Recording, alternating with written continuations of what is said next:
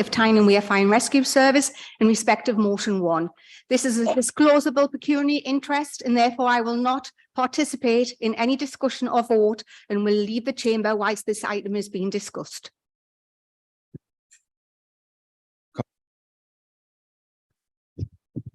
Just declare an interest in that time, a member of the adult and children's social care. Councillor Robertson.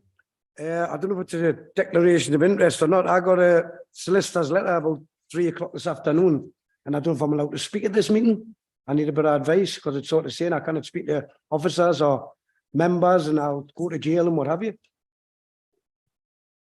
I've been advised that you're all I'm allowed allowed to speak. Thank you. Great. Any more? Thank you. Colleagues are reminded that if you have a disclosable pecuniary interest in an item which prevents you from participating in the debate and any vote, you will need to leave the chamber during that item.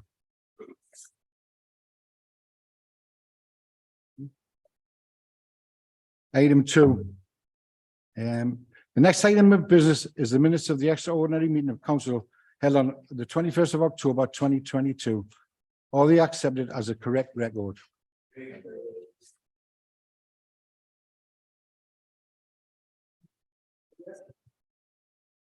Councillor Robertson. Thank you. I've got a couple of points on the minutes. Can I speak on them, please? Only if they're about the accuracy, Councillor Robertson. Yeah, about the accuracy, yeah. It's saying in motion 3 questions from Councillor Foster, and he was querying about £1 million of funding that come from the government. And the written response that's recorded in the minutes says, the council received funding from government during the pandemic, specifically to cover the additional cost which it faced as a local authority. Councillor Robertson, I think that's for the next item. Well, it's a minute. It's the accuracy of the minutes. This is for the extraordinary meeting. So we cannot, if they're in there, we cannot speak on them, on the accuracy. It's on the 21st of October 2022. Yeah, I understand that, Mr. Mayor, but if they're in there, surely we can speak on the accuracy.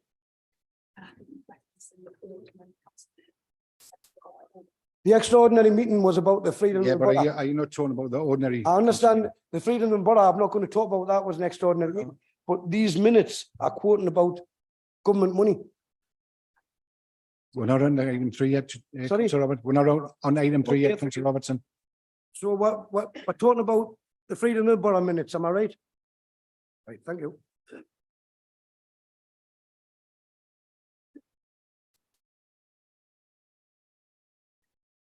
So are they accepted as a correct record? Councillor Robertson, could you turn your microphone? You know, with respect, honestly, I'm trying to be respectful. I cannot agree them as a true record when I've got something to say on them and they're about finances. They're not about the freedom of the borough.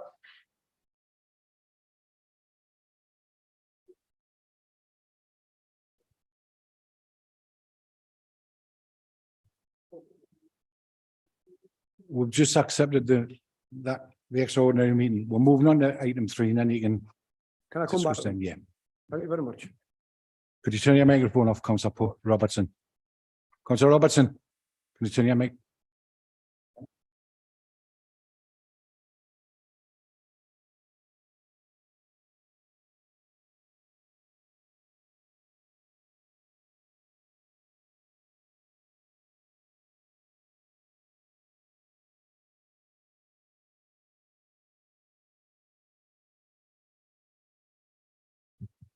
Councillor Robertson?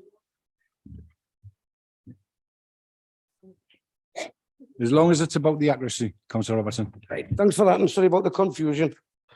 So, at motion 3, government mini budget, and it was questions from Councillor Foster. I'll not read out the question, I'll read out the written response. The council received funding from government during the pandemic, specifically to cover the additional costs for which it faced as a local authority, as well as losses to income incurred. Some of that funding has been carried forward and has been applied in the current financial year to meet the additional demands on social care arising from the effects of the pandemic. Now, they cannot be correct because a member of the public, a previous resident of mine, put a FOI request in about the same £1 million, and he was told that it was returned to the government, which totally contradicts what we're being told in the papers.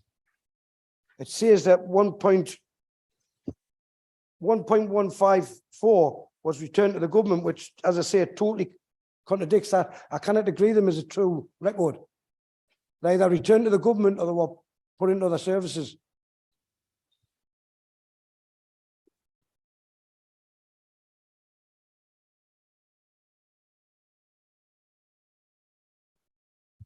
Just took some advice, Councillor no Robertson. problem, thank you. Any questions about the accuracy of the minutes will be decided by a majority of the members of the full council. So, this is agreed. So they can't be passed as a true record. What we're going to do? Yes. If a majority of the meeting believes it's a true record, it will be passed as a true record.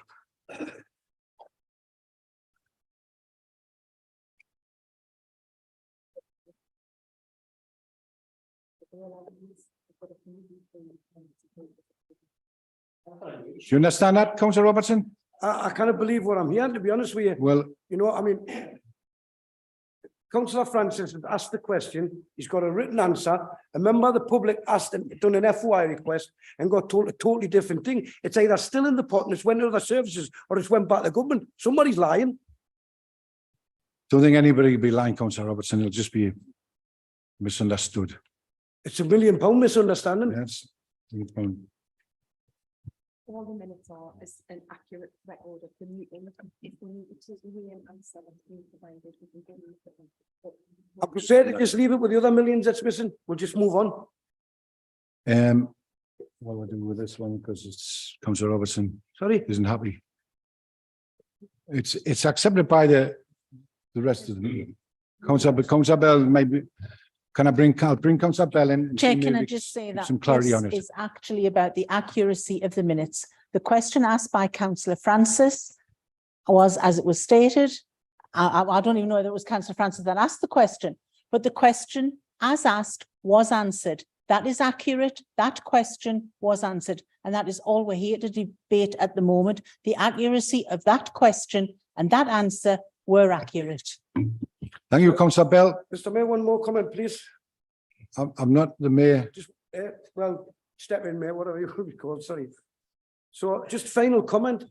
You know, I respect. I hope what- it is main, Councillor Robertson. I respect what Councillor Bell's saying, and she's, you know, she's speaking as honest as she is, right? But how do you think a member of the public feels when they've done an FOI request and it totally contradicts it? That's all I'm saying. It's not, they're not accurate, they cannot be. We'll move on. Thank you.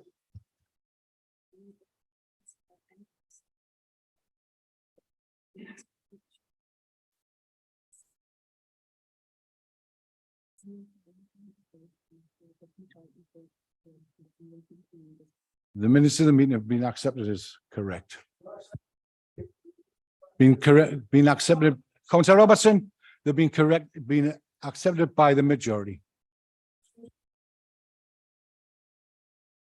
Recorded.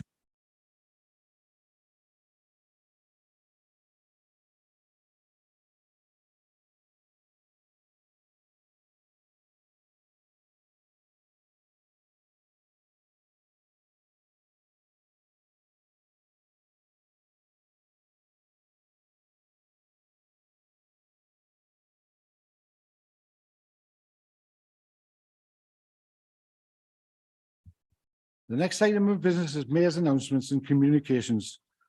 Colleagues, in the absence of Councillor Hay, there are no mayor's announcements or communications this evening.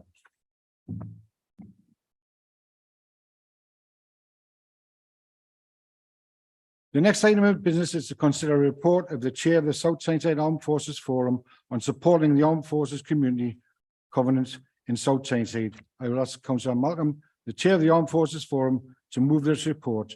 Councillor Malcolm. Oh, thank you, Mr. Chairman. Mr. Chairman, from Flanders Field to supporting NATO allies in Estonia, our UK Armed Forces personnel make incredible sacrifices to defend us at home and abroad. Over the last year, our armed forces have shown again just how indispensable they are to the national security of the nation. Just as our armed forces work to keep us safe and our country secure. So we must do all that we can to support them. That is why this Labour Council stands foursquare behind our armed forces, families and veterans. To that end, members will know that in December 2011, South Tyneside Council, representatives of the charitable and voluntary sectors, the civil community of South Tyneside and the armed forces community in South Tyneside signed the community covenant, agreeing to work and act together to honour the armed forces community covenant. This was replaced by the Armed Forces Covenant, which the council signed in March 2019. The covenant is a statement of mutual support between the civilian and local armed forces communities. The covenant represents our commitment to supporting the armed forces community in South Tyneside. Recently, the Armed Forces Covenant duty came into force on the 22nd of November 2022. The new covenant duty places a legal obligation on public bodies to pay due regard to the principles of the covenant and requires decisions about the development and delivery of certain services to be made with conscious consideration of the need of the armed forces community. This report provides an update to the Council of the excellent and positive work conducted by the Armed Forces Forum on behalf of the Council to support those serving in the armed forces, returning service personnel, and ex-service personnel and their families living in South Tyneside. The report in front of you is a comprehensive report. However, I would just like to highlight 7 key achievements. South Tyneside Council was awarded the prestigious Gold Award under the Ministry of Defence's Employer Recognition Scheme. South Tyneside Homes hosts an armed forces support service. The service employs a full-time armed forces support worker who's an ex-serviceman, acting as a key worker for ex-servicemen and reservists and their families with housing, healthcare and welfare, as well as helping to find employment. We support Naffy Break, a drop-in service run by veterans for veterans. The establishment of an armed forces accommodation scheme. This move-on accommodation has been developed by South Tyneside Homes to provide veterans with support to enable them to progress to a more independent life and employment, education or training. In 2021, £20,000 was secured from the Armed Forces Covenant Fund under their Forces for Change programme, details of which are outlined in paragraph 35 of the report. The Council, through the Armed Forces Forum, has been instrumental in encouraging local businesses to support the Armed Forces community by signing up to the Armed Forces Covenant and the MOD's Employer Recognition Scheme. South Tyneside Council, as a Gold Award holder, directly supports employees who are reservists, armed forces veterans, cadet instructors, military spouses and partners. This is just a brief flavour of the work being done by the Armed Forces Forum for the benefit of the armed forces community. And I'm pleased to announce today that the Council has recently arranged for members of the armed forces to receive a discount on their leisure membership. Mr. Chairman, future developments include the establishment of a veterans walkway, further discussions with the business community. We will seek external funding from the Covenant Fund, reaching and supporting armed forces communities for a grant to fund a 3-year project which aims to establish contact with those members of the armed forces community who are not accessing services at present. Finally, whilst it is in our DNA, the Council has a long-standing history of organising and supporting several armed forces related events throughout the year. These include Anzac Day, Remembrance Sunday, and Armed Forces Day. In conclusion, Mr. Chairman, the defence of our nation is taking renewed importance in an uncertain world, and we recognise the indispensable contribution our forces have made to our day-to-day security, both at home and abroad.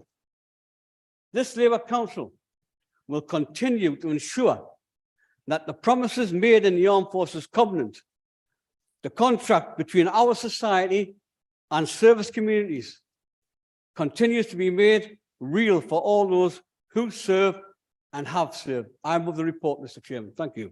Thank you. Is that seconded?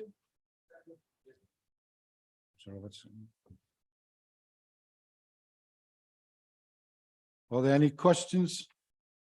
Or does any member wish to speak to the report? Councillor Dawes? Yeah, thank you, Mr. Chair, colleagues, ladies and gentlemen at home and present. I'm very pleased to second this report and indeed endorse it. I speak to you tonight as a former full career service person, and I do feel that I'm well placed to endorse the excellent work and the excellent approach taken by South Tyneside Council and the members of the forum and the volunteers and the council officers and all the work that they do, both indeed for myself and for ex-members of the services. The transition from service life into civilian life, it's quite a hard path to follow.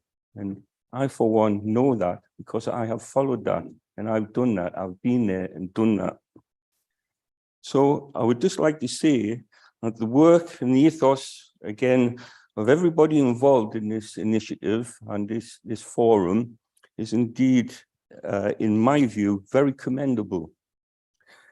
And I can state from my service community and on behalf of the ex-service community, which I'm still part of, is that it is very much appreciated by all those within that ex-service community. And again, I think it's a beacon approach by South Tyneside Council and the forum, which is very worthy of praise. And I would say it's a light for others to follow. Thank you, Mr. Chair. Thank you, Councillor Dawes. Thank you, Chair. Can I commend the work, the continued work done supporting the Armed Forces Covenant in South Tyneside? I have to say, I hadn't realised that we as a council had dedicated 9 flats, especially for those who have served and are in need of accommodation. It's an impressive level of commitment and should be applauded. Thank you, Chair. Thank you, Councillor Thompson. Councillor Robertson? Thank you. Excellent report by Mr. Councillor Malcolm. Great to see and hear all of that, and I'm not going to put any negatives in.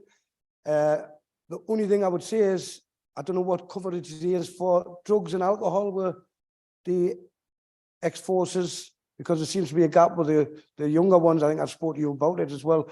With the younger ones coming through, and as well as the ex-forces as well, there seems to be a gap there of support that could be better. And I don't know if there is there. You might tell us otherwise. And I'm not trying to find fault with it. It was a good report, and the support's good. Thank you. Thank you, Councillor Robertson. Councillor Stonehouse? Thank you, Mr. Chairman, and all of those who have put this report together. It's only right that we fully support members of the armed forces, veterans and their families living in South Tyneside. I commend the council and its partners for providing accommodation and additional support to support them. Can I also praise the voluntary sectors involved, especially Naffy Break, and the idea of creating a veterans walkway in the North Marine Park, which is our ward, in 23 is an honour. War is something that has already and will already affect us. And there are no divisions in council, just respect. Thank you, Councillor Stonehouse. Councillor Forster? Thank you, Chair. I just want to congratulate Councillor Malcolm on the report. Really want to echo what everybody said. Excellent work by South Tyneside Council. May a long continue. Thank you, Chair. Thank you, councillor Foster. Anyone else? No one else? Does council know the report? Thank you, colleagues. The next item of business is to consider the annual report of the Chair and Vice Chair of the Audit Committee. I'll ask Councillor Dawes, Chair of the Audit Committee, to formally move the report. Councillor Dawes. Yeah, thank you, Mr. Chair, and good evening again. It's my part again. The Audit Committee it's a key component of our corporate governance arrangements. We are an important and a continuing source of assurance around the effectiveness of our arrangements for managing risk. It's also very important to maintain an effective control environment and reporting upon financial and other performance. As Chair of the Committee, with support from the Vice Chair, I am pleased to present this annual report to provide all members with information about the work of the committee and the key matters that we have considered. The report covers the period between May 2021 and October 2022.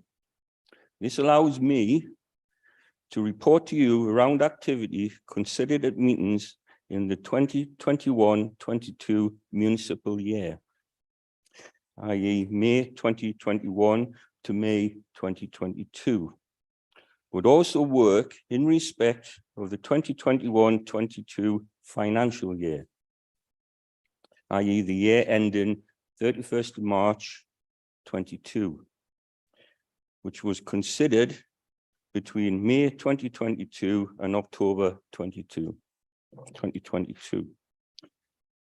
Now, we can see opportunities for the Audit Committee to continue to develop and grow and provide even more robust challenges to officers and external auditors. We're also keen to drive forward improvements in openness, transparency, and reporting of the work that the committee undertake and matters that we consider which is consistent with our change council with our council change programme. Councillor Paul Milburn and I were appointed as Vice Chair and Chair respectively when membership was refreshed in May 2022. At the same time, we also appointed 2 new co-opted independent members to the committee. Our co-opted members play a crucial role in reinforcing the political neutrality and independence of the committee, and also help to maintain continuity of committee membership where membership is affected by the electoral cycle. The committee meets quarterly, and that's in line with our terms of reference, and has met 7 times over the period covered in this report. We would like to take this opportunity as a committee to thank all members and officers for their positive contribution in supporting the work of the Audit Committee.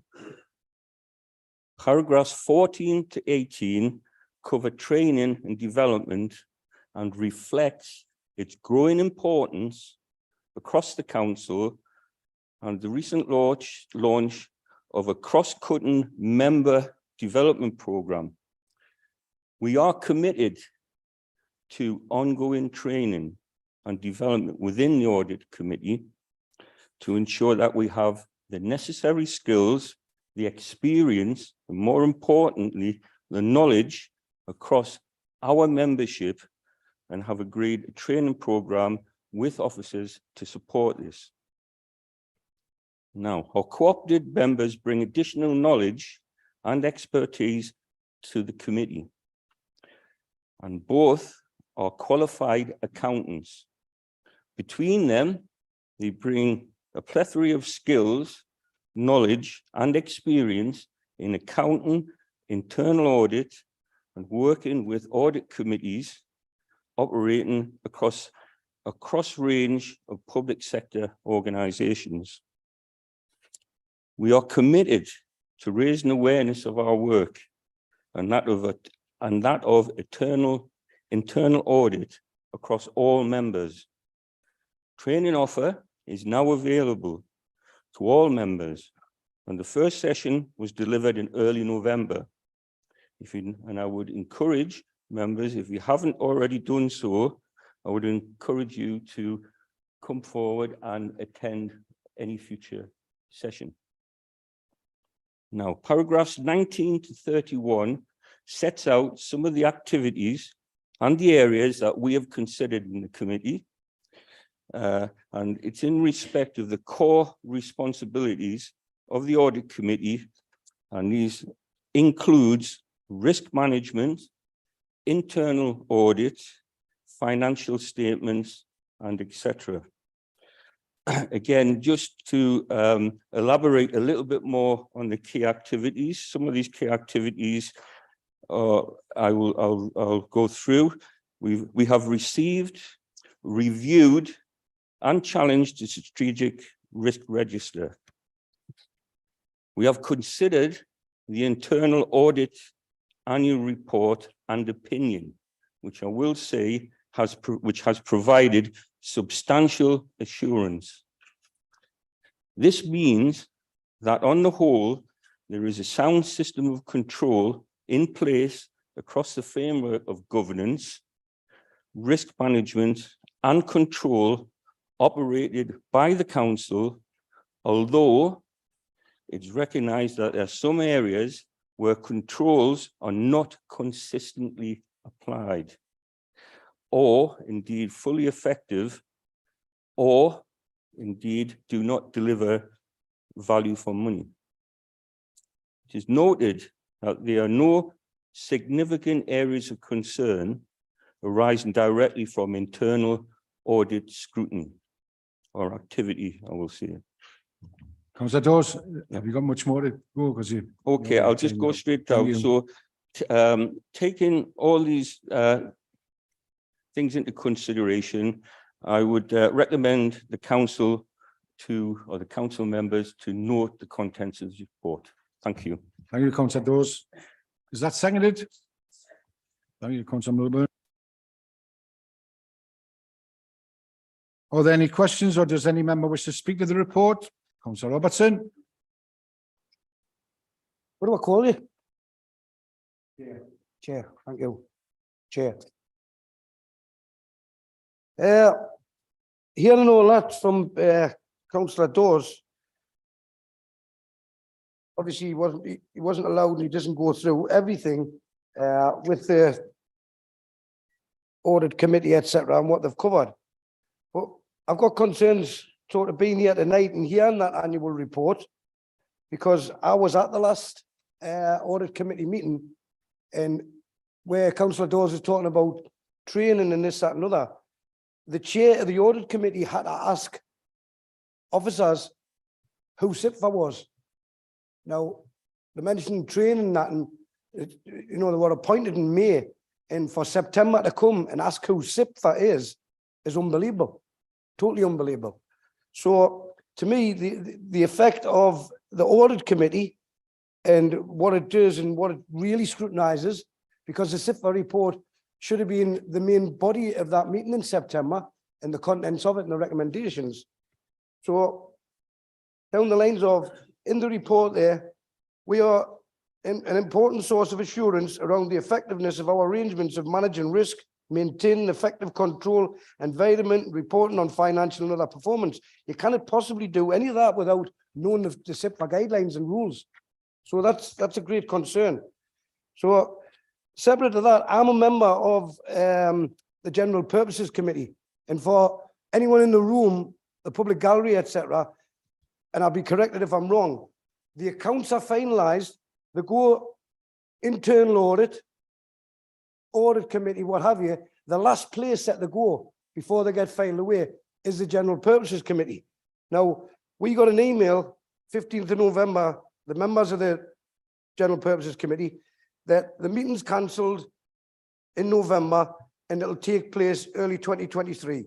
The reason for the cancellation is because the external auditors have not completed their audit work on the statements of accounts due to resourcing issues which they are facing, right? Another email, 21st of November, and there's some concerns about this report.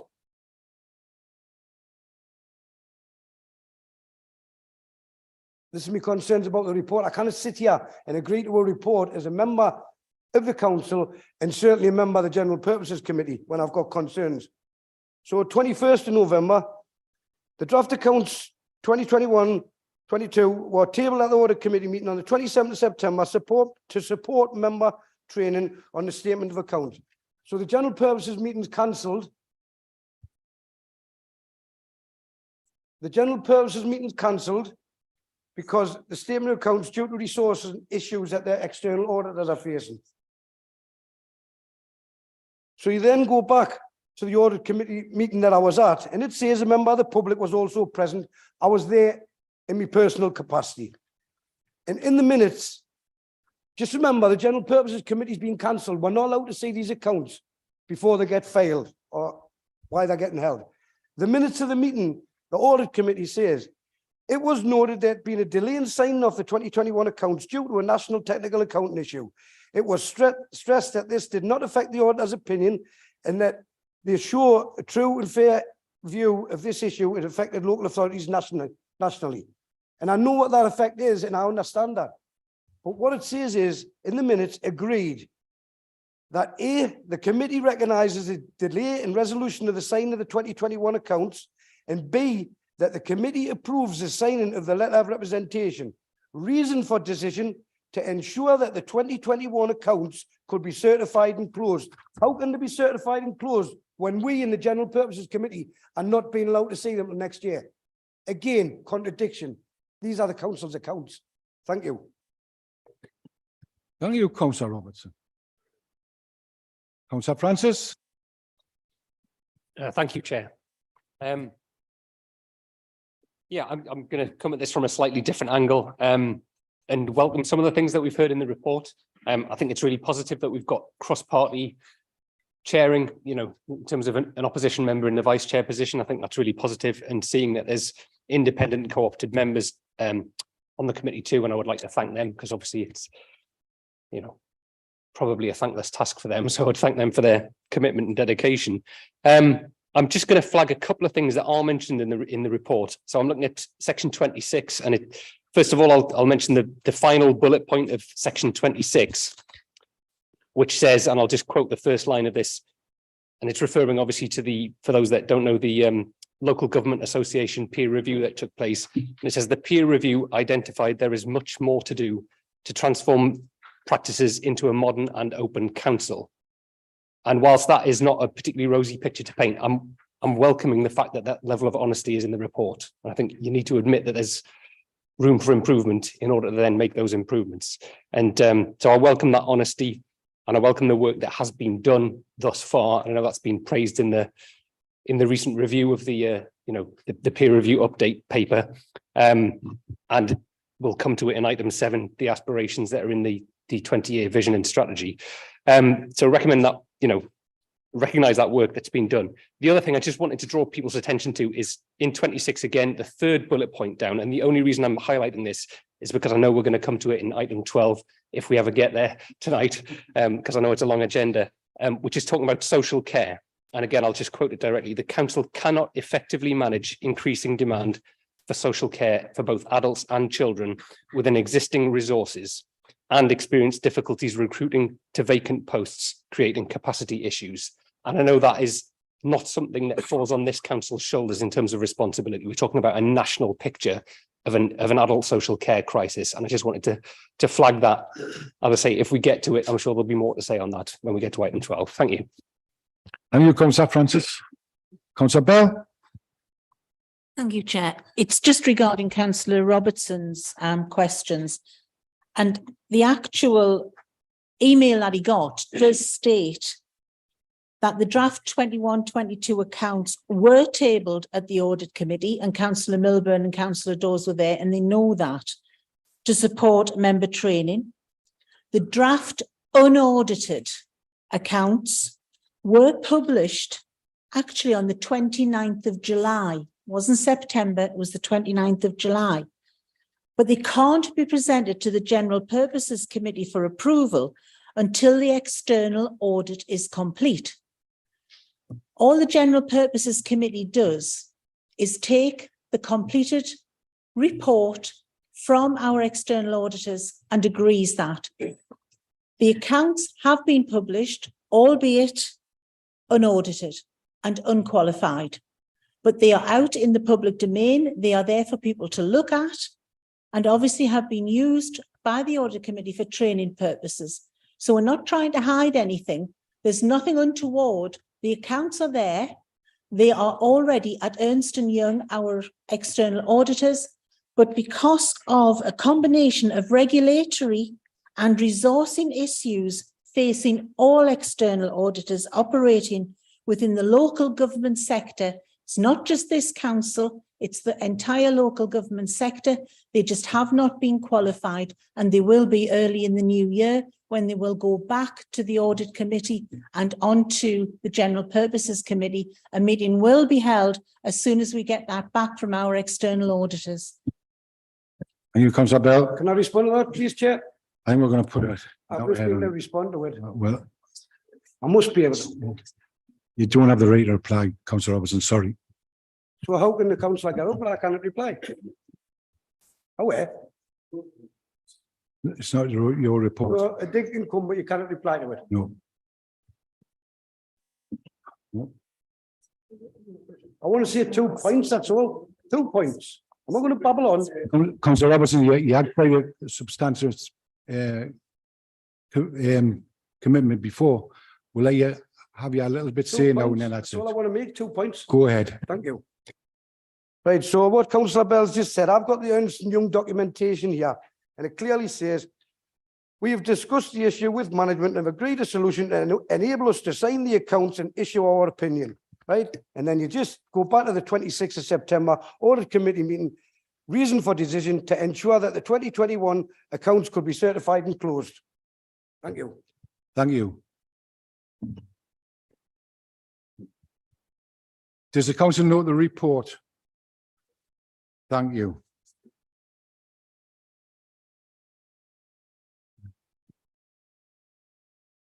The next item of business is consider report of the Chief Executive of the South Tyneside Vision 2023-2043 and the Council Strategy 2023 to 2026. I will ask Councillor Dixon, the leader of the council, to formally move the report. Councillor Dixon. Yes, thank you, Chair. Colleagues, it is my pleasure to be able to bring to Council today the accumulation of months of careful development and reflection, a new long-term South Tyneside vision and council strategy intended to progress that vision over the coming 3 years. Our previous long-term vision to make South Tyneside an outstanding place to live, invest and bring up families has served us well over the last decade and more, steering us through the challenges of austerity and enabling us to drive forward transformational change, including service improvements and physical regeneration of our town centres and foreshore, and deliver a flagship of projects such as the International Advanced Manufacturing Park, which is supporting significant growth and opportunity for local people. That vision was absolutely right for us at the time and has given us robust foundations for our next steps. But we know that a lot has changed over the last few years and we are no longer working in the same circumstances. We have emerged from the immediate challenges of the COVID-19 pandemic response, but we and the rest of the world are still dealing with the long-term economic, social and health fallout, as well as the lasting effects it has had on the ways that we live and work. We are also dealing with new challenges from the continuing war in Ukraine and the impact on global economies, the pressures of climate change, the cost of living crisis, and changes in national government and policy. And all this is happening in the context of rising demand and workforce and provider pressures in a very challenging public sector financial context, not much helped by last week's autumn statement. With the refreshed vision and strategy, we are now better able to respond to the challenges and opportunities facing our communities today and over the coming weeks, months and years. In developing it, we have taken care to make sure it is evidence-led and reflective of our current circumstances. We've reflected closely on those existing intelligence and insight, including consultation feedback, our residents and business surveys, scrutiny commission evidence, and more. We've sought views from residents, partners, elected members, and employees, including those hosting a series of workshops to gather different perspectives and priorities and speaking to many residents during our summer festival events. We've worked with professionals across the council and our partner agencies to ensure alignment with existing plans and strategies, including the new health and wellbeing strategy and adult social care strategy also being launched today. From all that reflection and work, we've come up with a vision which I am confident is right for the borough and for our residents. Our new 20-year vision is our South Tyneside, a place where people live healthy, happy and fulfilled lives. Underneath these guided vision, we have identified 5 ambitions which we will see as key elements of our residents living happy, healthy and fulfilled lives. These ambitions are all about people to be financially secure, healthy and well, connected to jobs, and being part of strong communities. And underpinning these, we've also set an overarching ambition around targeting this support to make things fairer, recognising that some communities, some groups, and some areas may need more support than others. Alongside our new vision and ambitions, which will also guide us over the long term, we have set a 3-year strategy describing what we will do as a council over the next 3 years to move us towards our long-term vision and ambitions for our people. Our strategy sets out priorities which will drive improvements, and our action plan provide the detail on the kind of steps we will take to progress our ambitions, outlining projects and plans such as work to establish family hubs as one-stop shops for targeted families helping support, efforts to further revitalise our town centres, including relocating Tyne Coast College into the heart of South Shields Town Centre, partnership initiatives to identify and focus groups struggling most with the cost of living, and plans to establish a South Tyneside Care Careers Academy to help train in adult social care for our workforce for the future. The strategy also includes our refreshed council values, the things that matter most to us in terms of how we behave and work, being professional, respectful, open and honest, understanding and engaging, and delivering what we say we will. Brought together in the extreme fitting acronym PROUD, which perfectly sums up the powerful pride that we have for South Tyneside and for our communities. These refreshed organisation values have been refined through extensive listening and consultation with our residents, employees, elected members and partners. They are our promise to our residents, to each other and to all who interact with the council, and they will play a powerful role in helping us to deliver our ambition, vision and strategy.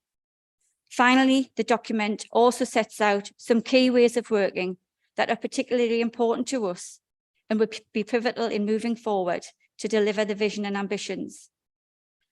We are committed to grounding our action in transparent, evidence-based decisions, prioritising prevention, getting upstream and intervening early to prevent and reduce issues before they start to get worse, ensuring our services are modern, resilient, efficient and fit for purpose, and listening more and working with our communities to empower people to build on their strengths and do more for themselves and each other. To sum up, colleagues, I am confident and hope that you will agree that this refreshed, renamed vision and strategy together will provide a strong and clear focus and direction for the medium and long term to help us take hold of the opportunities ahead and deliver some important and meaningful projects that will improve things for our residents. This is more than just a vision document. It's a clear plan for how we are going to make the most of our influence and resources to make the biggest difference to the lives of our residents.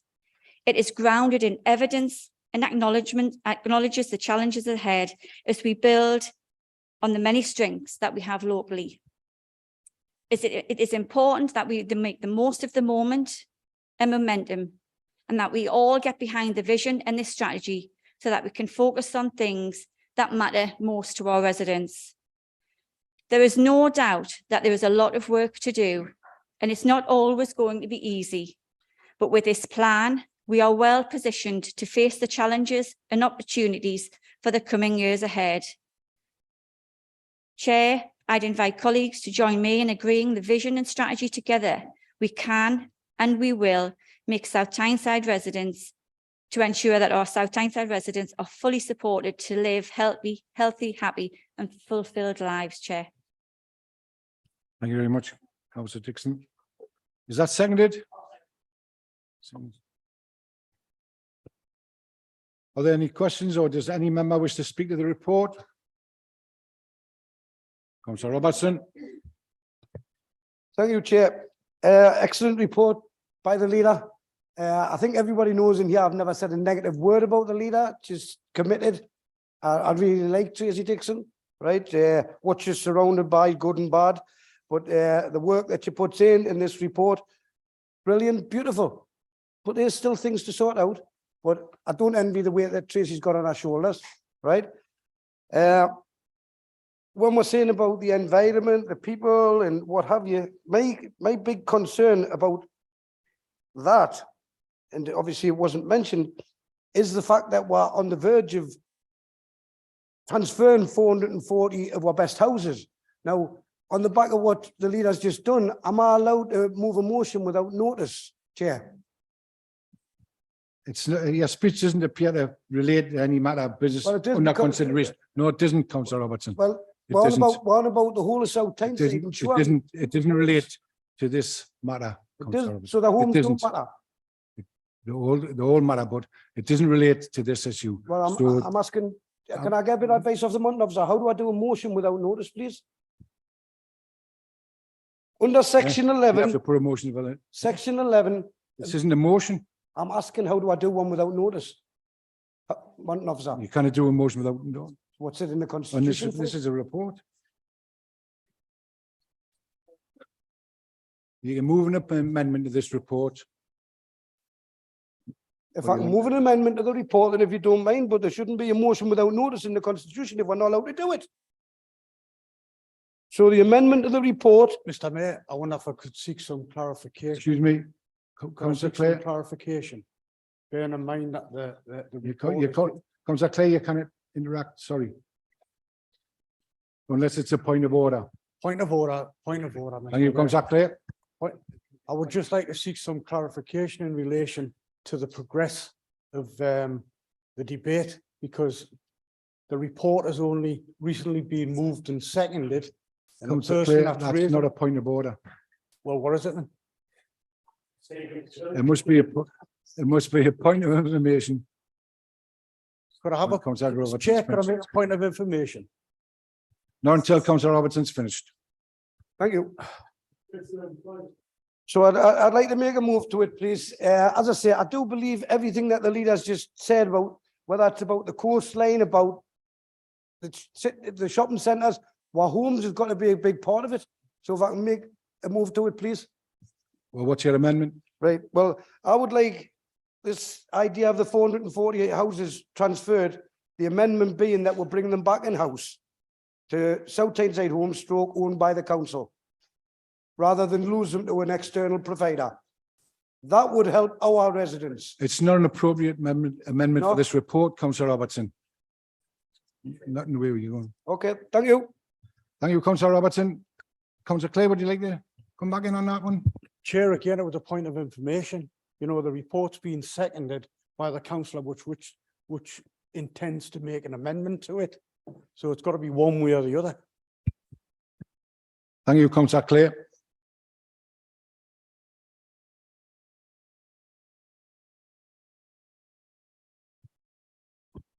Councillor Herbert. Thank you, Chair. The report is excellent and everyone involved in its production is to be congratulated. It's a great starting point, setting out many ambitions for the council to improve the lives of people in South Tyneside.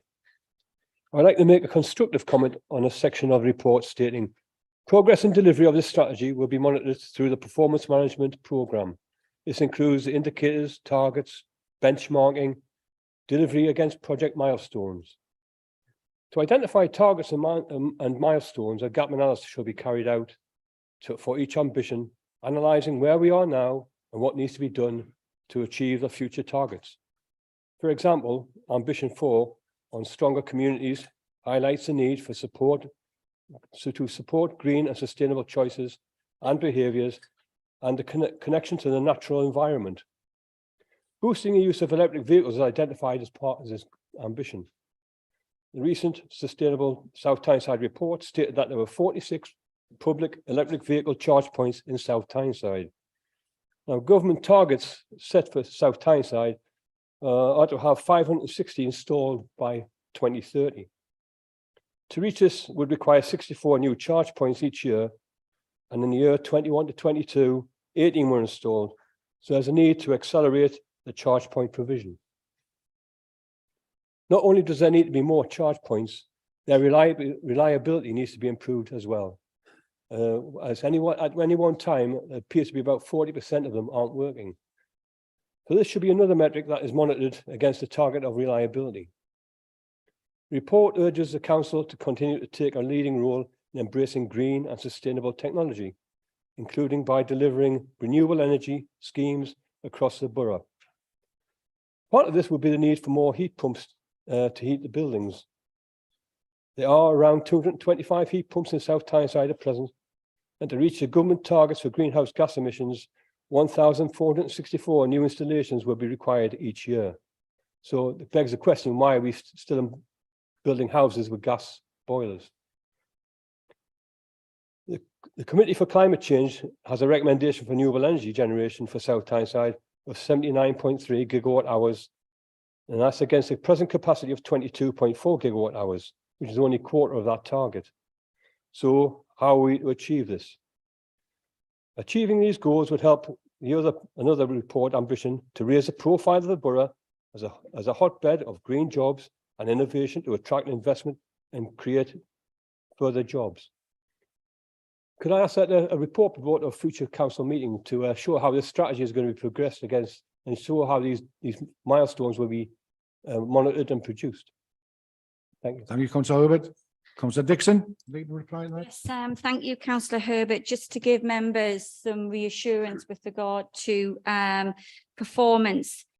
2023 will see a new quarterly hour performance report coming through to Cabinet, and we'll seek an update on delivery of all of the strategy from both performance and from progress management. And there will be a new annual Our South Tyneside report produced, councillor Herbert. So I hope that does give you some reassurance that this will be managed, all parts of the strategy, Chair. Thank you, councillor Dixon. Councillor Thompson. Thank you, Chair. And thank you, councillor Dixon, for the report. Vision is admirable, of course. How we get there won't be easy for many reasons, but the conversation with the people of South Tyneside is important to that end. I hope this develops in line with the vision. For me, a fundamental challenge that needs priority is how we make South Tyneside a safe place to live, where we have minimal ASB. The community safety partnership plan and how that helps achieve this part of that vision is key. Yet, despite opposition proposals for the return of community wardens, this has not been supported by the Labour group to be part of the Community Safety Partnership Plan. I hope this can be reconsidered in the future. Thank you, Chair. Thank you, Councillor Thompson. Councillor Forster. Thank you, Chair, and thank you, Councillor Dixon, for the report. I'm going to keep this short. The people who are representing Clean and East Bolton just don't want any development on the Greenbelt. And in paragraph 15, it says, parts of stronger communities. Residents will live in clean, green and connected communities where they feel safe. Further in the report, at paragraph 25, says listening, collaborating and empowering others, generating more opportunities to listen and learn from our communities.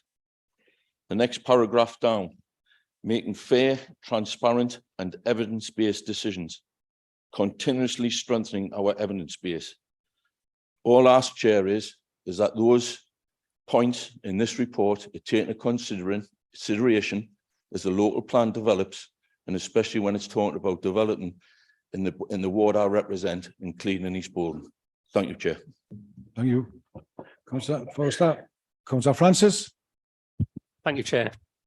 First of all, I'd like to just recognise how this whole thing was put together. And obviously there's been a level of consultation with the public, with council staff, elected members, and obviously want to recognise the work of the leadership and the executive, but also to point out this isn't a Labour group strategy, you know, it's not a council strategy, it's the whole borough's strategy, and the whole borough has a stake in this and seeing it come to fruition. I would sort of echo the remarks that were made by Councillor Thompson there with regard to community safety. And funnily enough, I was talking to a couple of the neighbourhood policing team this weekend who described to me the loss of the community wardens as the biggest shame and a hell of a big miss to the borough. And I would also echo Councillor Forster's remarks as well. Having personally raised concerns in the past that we weren't working from an up-to-date strategy, I'm really pleased to see this and welcome the significant work that has got us this far. And I'd also like to praise the work done by the leader and the chief exec coming into post at a very challenging time. And I think they both deserve credit for beginning a process of significant change, supported by officers and rightly recognised and applauded in the recent LGA peer review report. The scope of the vision is vast. 20 years takes us well beyond our deadline for net zero. Given that climate change is arguably the most pressing issue of any of our lifetimes, and we know it will require huge changes to be made, personally, I would have liked to have seen that more clearly listed as one of the 5 core ambitions. Comparing this to other local authorities' vision documents, Lancaster has one of their 4 key priorities, a sustainable district, and Stroud has environment and climate change as one of their 3 key priorities. That said, I recognise that it's in the opening sentence of the leader's introduction and covered in some detail on page 42 and 43 in the action plan. It's just not as front and centre as I think it maybe ought to be. Given that the global trend of recent history has been a significant increase in overall energy consumption and population, it simply won't be enough to replace fossil fuels with renewables if we want to avoid climate catastrophe. We also need to make significant reductions in the amount of energy we all use. And for that reason, I'm looking forward to hopefully seeing more detail and an increasing emphasis on energy efficiency of buildings, hopefully including council housing stock, which will lead to warmer homes, lower bills, and better outcomes for the environment. Also, locally generated and controlled renewable energy, and an increased focus on active travel, public transport, and journey elimination, where people are easily able to live, work, and shop without needing to travel that much at all in the course of their day-to-day lives.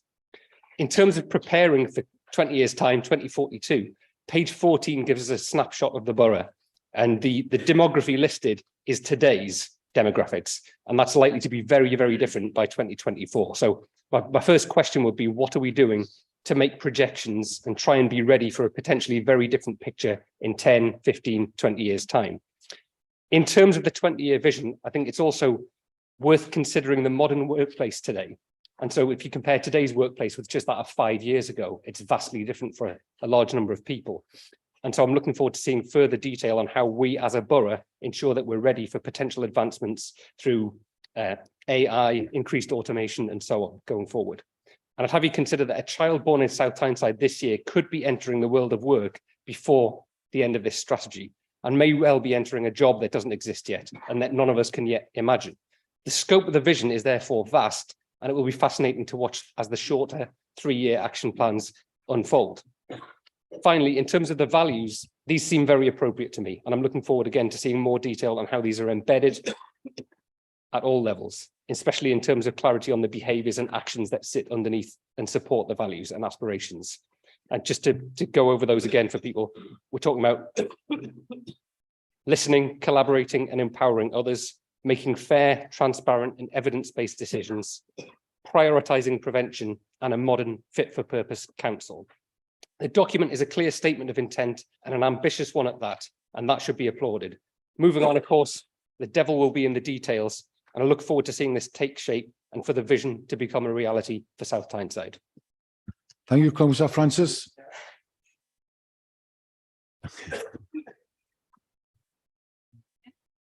Councillor Dixon, would you like to reply? Yes, thank you, Chair. Just following on from, Councillor Thompson, Councillor Francis, Councillor Forster, just to give a little bit of reassurance with regard to this vision and strategy. It links with some of our existing council strategies, such as our Community Safety Partnership Plan and our Making Waves cultural strategy. So it's just to give members some reassurance that this isn't standalone. It does link in, and it's highlighted in a diagram. Unfortunately, members of the public and people watching home cannot see the diagram, but it is linked in the report on page 29. And with regard to, listening, this has been the biggest engagement exercise for many, many years. And we've been out there and we've engaged with so many people, including our businesses, including our partners, including our residents through the Ipsos Mori survey. And only yesterday, this report was taken to the Health and Wellbeing Board, where it was endorsed by all of the partners around that table, Chair. So just to give reassurance, I think this is an exciting time for our borough moving forward. And as I've already mentioned, I hope that council will fully endorse this, Chair. Thank you, Councillor Dixon. Does the council note the report and approve the adoption of South Tyneside Vision 2023 to 2043 and Council Strategy 2023 to 2026? Thank you, colleagues. Moving on. The next item of business is to consider a report of the Director of Public Health providing a domestic abuse update and white ribbon accreditation. I will ask Councillor Hetherington, lead member for the Adult Social Care, Health and Independence, to move the report. Councillor Hetherington. Thank you, Chair. This report to Council is to provide an annual update on the work undertaken by the Domestic Abuse Partnership Board. Domestic abuse is a societal issue and cuts across all groups, parents, children and families, both males and females. Our South Tyneside Young People's Parliament chose domestic abuse as their campaign topic for 2021 and worked closely with our schools. The Domestic Abuse Act of 2021 places a statutory duty on us as a local authority to convene a Domestic Abuse Partnership Board to support us in performing certain specific functions, such as access, the need and demand for accommodation-based support, prepare and publish a domestic abuse strategy, make commissioning decisions, meet the needs and the support of victims and their children, monitor and evaluate local delivery, and send reports back to central government. Our domestic abuse partnership has been operational since the spring of 2021 and supports us in exercising our functions under the duty. The board has produced a joint strategic needs assessment, and this has helped them to shape South Tyneside's domestic abuse strategy. Public Health lead on the domestic abuse agenda and oversee the commissioning contract and monitoring arrangements. There have been several work streams, some of which are ongoing, driven by the board, including current training, domestic abuse support services, safe accommodation, a perpetrator programme, and the white ribbon accreditation. We are funded to deliver the duties in line with the Act and will also receive new funding for 2023 and 2024, but these amounts have not yet been confirmed. In addition to the grant funding, we have successfully secured additional funding via the Police and Crime Commissioner's Violence Reduction Unit to support the high-risk perpetrator caseworker who sits within the internal domestic abuse restart team. This funding is £100,000 over a 3-year period from mid-2022. Moving on to the White Ribbon Accreditation and White Ribbon Day. As part of raising awareness of domestic abuse, the Council, in collaboration with South Tyneside Homes, have successfully been awarded the White Ribbon Accreditation.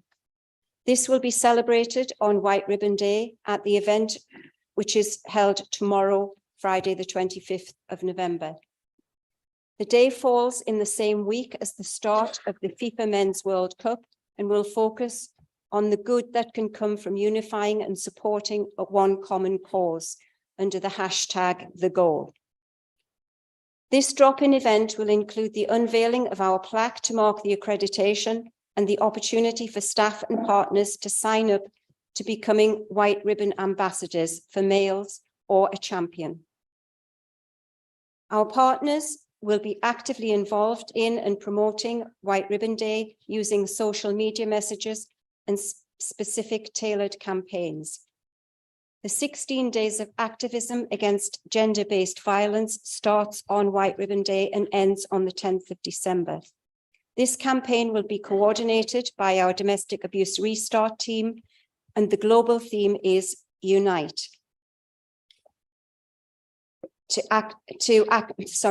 Unite activism to end violence against women and girls.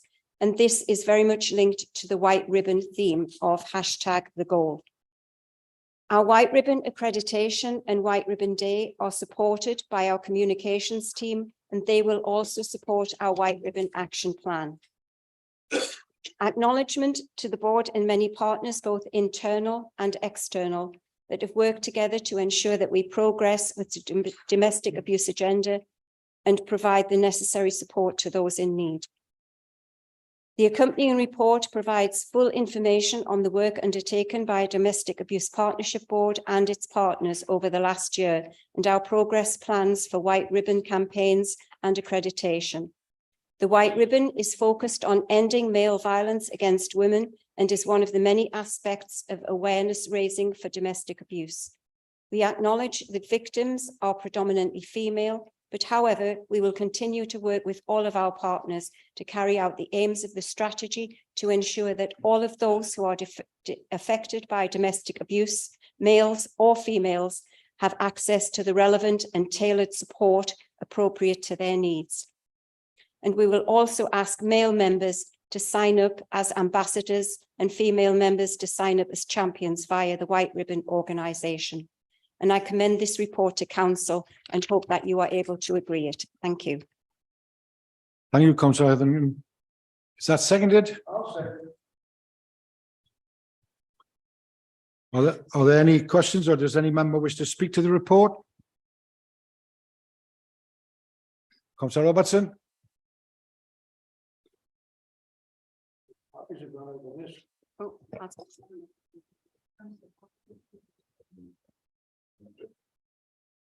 Thank you. Excellent report.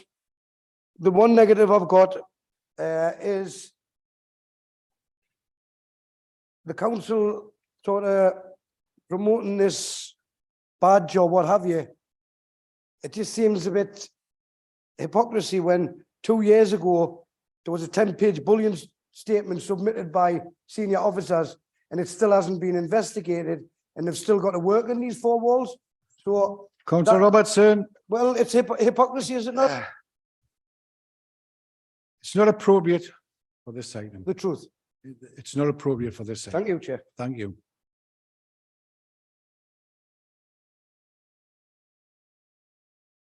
But thank you, Chair. Chair, it's just I'm sitting here and listening to Councillor Heatherton talking about the White Ribbon Day, and I do find it hypocrisy myself. When it wasn't so long ago, a lady, an Labour councillor sat here and was getting abused and Councillor intimidated Roberts. off this Councillor group Roberts. itself. It's not appropriate for this. If you're talking about Councillor bullying Roberts. women and abuse, Councillor Roberts. so we can't defend these Councillor people. Roberts, excuse me. So we cannot not for defend this- these people Excuse that have me. been bullied off Councillor this Labour Roberts, group. behave yourself. It's a joke, honestly. It is Councillor Roberts, thank you. absolute joke. Sorry? What did you say? Councillor, excuse me, please. Excuse me. Excuse me, Councillor Roberts. So, I'm not going to stand up. Calm down. Councillor Best. Thank you, Chair. Can I just say that I certainly don't find this at all a joke. Sorry, I should have stood up when I said that. I don't find this a joke at all. And to see people smiling, smirking and laughing when we're talking about such a serious issue, including the fact that young people have brought this to our attention, given that they are often the victims of this type of abuse. I just find it appalling. It's not funny. I certainly haven't ever done that to anyone in this chamber, as I'm sure everybody else would agree. And I'm not finding it funny or a joke. Thank you very much, Councillor Best.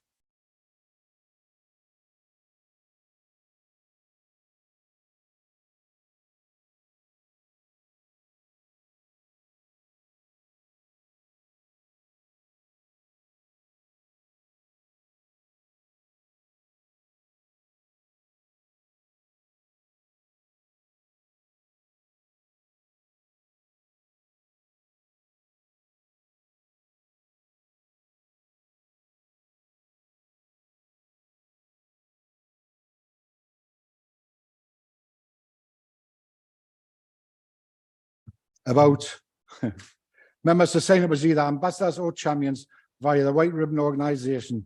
The details are included in the report. Thank you.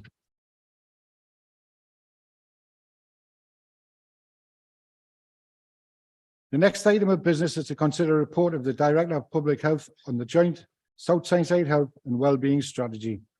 I will ask Councillor Hetherington, lead member for Adult Social Care, Health and Independence, to move the report. Councillor Hetherington. Thank you, Chair. I'm pleased to present our new joint health and wellbeing strategy for South Tyneside. This is our high-level plan for how we intend to tackle the biggest health and wellbeing challenges facing our borough. Like our other strategies being presented today, the members of the Health and Wellbeing Board, who has the responsibility for its delivery, wanted to ensure that we have the voice of our residents and service users at its heart. As highlighted by the pandemic, not everyone experiences health in the same way, with some population groups experiencing poor health and are exposed to the conditions which do not facilitate good health and well-being. For this strategy, we had the opportunity to work with a team of researchers from Newcastle and Northumbria universities. And they, with the help of staff from our services and voluntary and community organisations, engaged with a range of population groups, particularly those from disadvantaged and seldom heard groups. They were able to gain an in-depth insight into the health and wellbeing issues that matter to our residents, as well as their thoughts on what a happy and healthy South Tyneside looks like. Their voices, which are shown in some extracts in the report, I strongly encourage you to read this, as well as those of our young people and elected members, and a broad range of community partners that have collectively informed the strategy. The overall aim of the Health and Wellbeing Board is to improve the health and wellbeing and the quality of life of South Tyneside residents and reduce health inequalities. And to achieve this, the new strategy sets out 4 key outcomes, which we will be focusing on during the life of this strategy.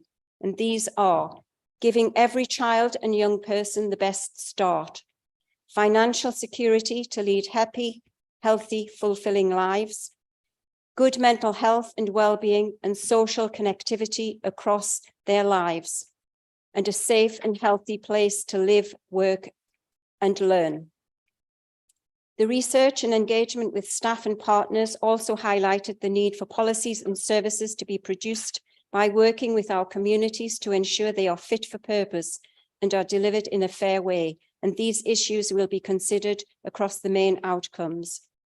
Plans have been prepared to deliver on each of these outcomes, and this includes the establishment of family hubs to support residents with financial hardship, reducing loneliness and social isolation, and creating places to live, learn and work that are safe and healthy, much of which is already underway.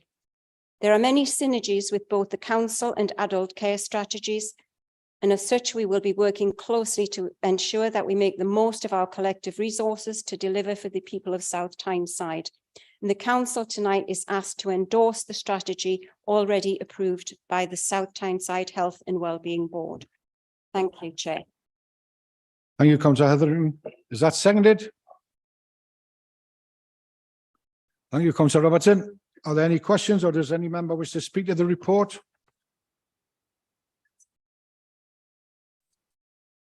Councillor Herbert. Thank you, Chair. Again, another excellent report. There appears to be an important omission, as far as I can see, regarding access to green spaces and its importance on health. UK Health Security Agency states that we've known for some time that good quality natural landscapes in urban areas can affect how people feel. It reduces stress and sadness, lifts the mood, and makes us feel better. Benefits can be physical from green infrastructure, for example, improved air quality, less noise pollution, and reduced risk from flooding and heat waves. There are also benefits to active users of these spaces, whether that's physical recreation or through children interacting with nature. The impacts on mental health well-being and social networks and sustainable communities probably work through a variety of mechanisms, and there's these areas that the strongest evidence is emerging that urban green space can improve public health. We know people who live in the areas within our cities and towns where there's more green and blue space have better health, better mental health, I should say. The Landscape Institute have stated that healthy places make people feel comfortable and at ease, increasing social interaction and reducing antisocial behaviour, isolation and stress. It also says healthy places are restorative, uplifting and healing for both physical and mental health conditions. It is hoped that more importance will be given to the provision of green space in future planning decisions. Unfortunately, it's too late for the Holborn Park, where this green space was given up to development despite local opposition. This area of Tyneside and Recondike was already recognised as an area that had too little access to green spaces, and this was not the way to achieve the stated ambition to reduce health inequalities. Future planning decisions must recognise fully the health effects of green spaces, especially given the adverse effects on mental health due to COVID. This should be reflected in a revised local plan by ensuring absolutely every brownfield site must be developed before any green belt is destroyed. Thank you, Councillor Herbert. Councillor Francis. Thank you, Chair. So in line with the 20-year vision, which we just discussed, I would definitely agree that we need a focus on prioritising prevention, and that's a key part of the picture here. And obviously, health and well-being is a huge issue that we're not going to be able to fix on our own within the borough. We need a kind of much wider system change in terms of how society functions. Modern life is sedentary, often isolated, easy accessibility to highly processed, calorie-dense foods, and an epidemic of mental health issues, leading to often self-harming behaviours, including substance misuse and abuse. And of course, all of that also ties in with a workforce crisis, which can often be linked to health and well-being, sometimes making work more challenging or inaccessible altogether. And there's obviously a key part of the picture here is inequality, financial inequality, which leads to health inequality. And we know that that's an issue nationally, regionally, and within the borough. And the report mentions life expectancy differences of up to 12 years between wards. Simply being born 3 or 4 miles down the road means you've got 12 years less quality life to live. I welcome the fact that page 24 talks about financial security to lead healthy and fulfilling lives. And to quote it says, access to safe and secure employment with a decent living wage has considerable health benefits. But I would also point out that we currently have significant numbers of people who are in full-time education, on low incomes, out of work or retired. And of course, wealth inequality is impacting people in those situations too. And that's one reason why I'm so keen to see the outcomes of the big local universal basic income trial that's due to take place in Jarrow. Just ensuring that whether people are in work or out of work, their basic needs are taken care of, they have a roof over their head, food on the table, and are able to lead healthy, fulfilling lives. Thank you. Thank you, Councillor Francis. Councillor Hetherington. Thanks, Chair. I would just like to thank members for their support on this, and just to reiterate what on Councillor Francis's point, that prevention and early help is one of the crucial points that we are taking forward across all of our strategies. Thank you. Thank you, Councillor Hetherington. Borough Council are asked to endorse a strategy already approved by South Tyneside's Health and Wellbeing Board. Thank you, colleagues.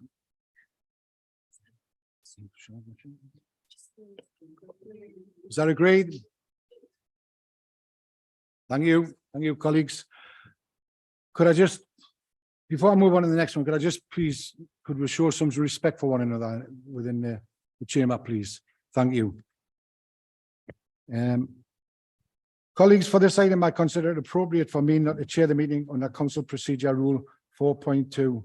May I please ask that you choose one of you to chair the meeting for this item by simple majority of the elected members present. May I please take any nominations as to who the person will be to preside over the council meeting today? Chair. Yes, Councillor McCabe. Propose that Councillor Carter takes the chair. Thank you, Councillor McCabe. That's it. Thank you, Councillor Huntley.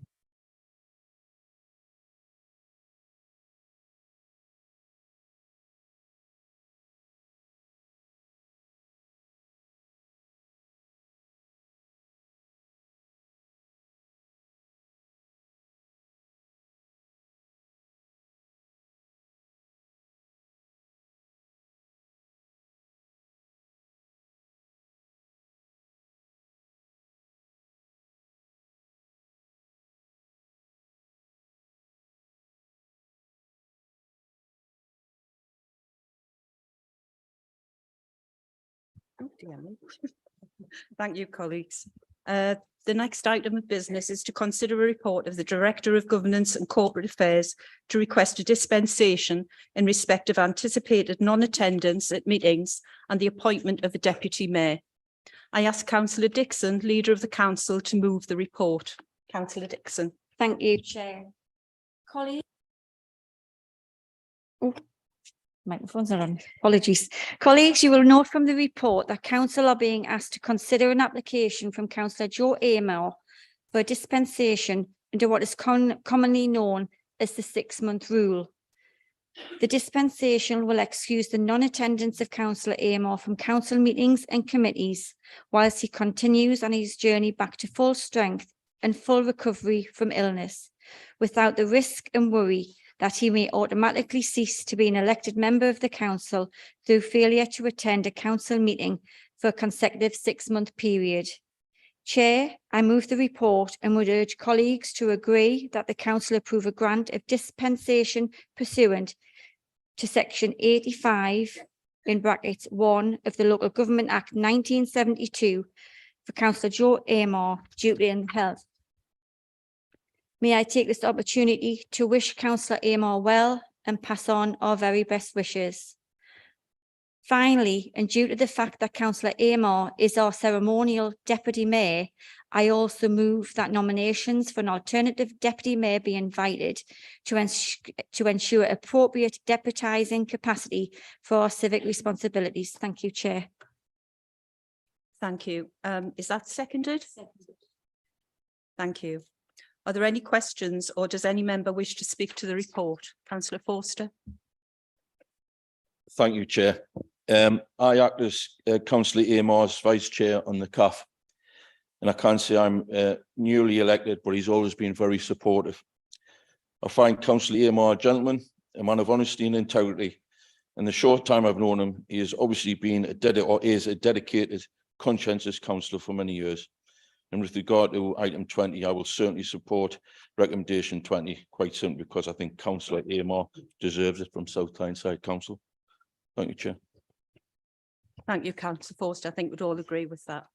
Is there any other comments or No. Does council agree? Sorry. Thank you, councillor Foster. He is doing well. He's made, you know, it's a slow process for him, but he is doing well, and I'll keep in touch with him. So thank you for that, and I'll pass on your kind words. Thank you. Thank you, councillor Walsh. Does council agree to waive the 6-month attendance rule for councillor Amor on the terms set out in the report? Agree. Thank you. Colleagues, can I ask for any nominations for Deputy Mayor on the terms set out in paragraph 12 of the report? Councillor McCabe. I would like to nominate a councillor, but just would like to agree with the sentiments, echo the sentiments that have been spoken about Joseph. You know, at the end of the day, we're all mortal people, and you know the man is not well. And I'm glad that the cohort here have agreed to the dispensation, and let's hope that he has a speedy recovery. I'd like to nominate Councillor Richie Porthouse to the post of Deputy Mayor in the interim period. He has experience. He is previous Deputy Mayor and Mayor. He's obviously chairing the meeting tonight, and he's a very suitable candidate for this post. Thank you, councillor McCabe. Is that seconded? Seconded. Councillor Huntley. Thank you, councillor Carter. I'd like to second the nomination of councillor Richard Porthouse to the position of Deputy Mayor for the remaining term of the municipal year. Richard would uphold the high standards of civic life. This will require a lot of hard work and commitment by him, and I know he is prepared to give this. He is already deeply involved with his community work, and he'll give 100% to the best of his ability. Richard will hold the office of Deputy Mayor with the dignity it deserves. Thank you. Thank you, councillor Huntley. Are there any other nominations? No? Is councillor Porthouse as Deputy Mayor agreed? Agreed. Thank you. Thank you, colleagues. Can I ask councillor Porthouse to step forward and make the declarations of acceptance of office? Thank you.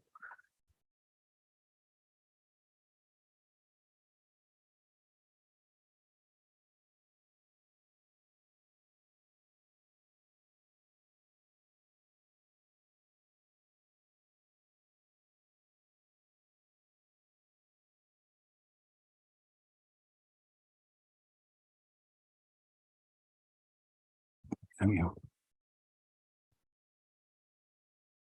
I, Richard E. Porthouse, having been elected to the office of Deputy Mayor of South Tyneside Council, declare that I take that office upon myself and will duly and faithfully fulfil the duties of it according to the best of my judgment and ability.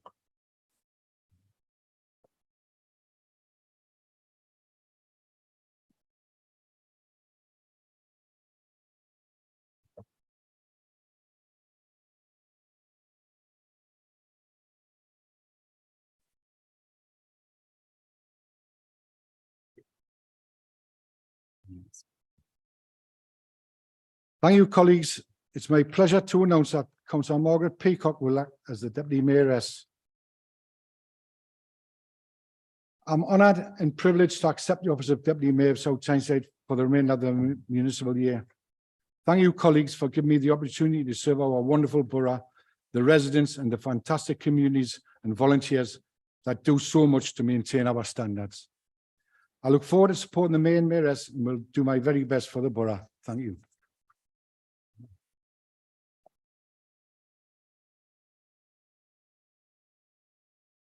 The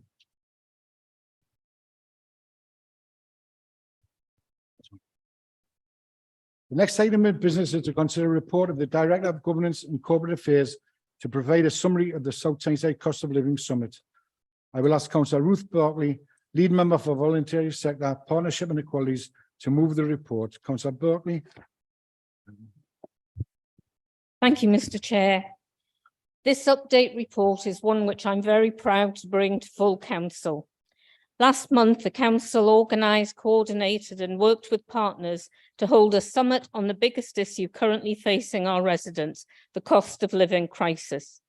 The report you have before you describes why, as a council, we felt a summit of key partner organisations across South Tyneside was needed, and describes the actions we have taken and are taking.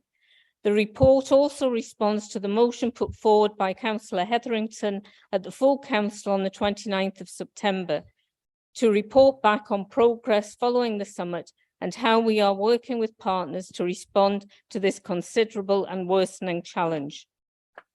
As members are aware, poverty is a long-standing challenge in our borough, with nearly 40% of children living in poverty and 1 in 3 children eligible for free school meals. And the current crisis of rising inflation, food and energy bills is likely to make this worse.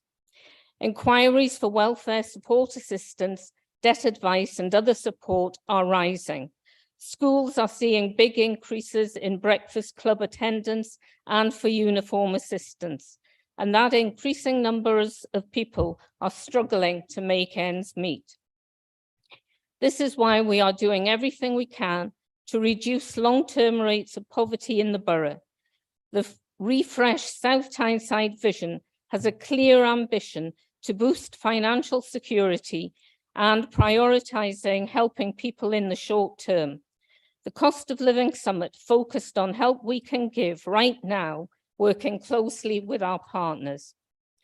The summit brought together key partners from across the borough with 28 organisations and nearly 70 attendees attending.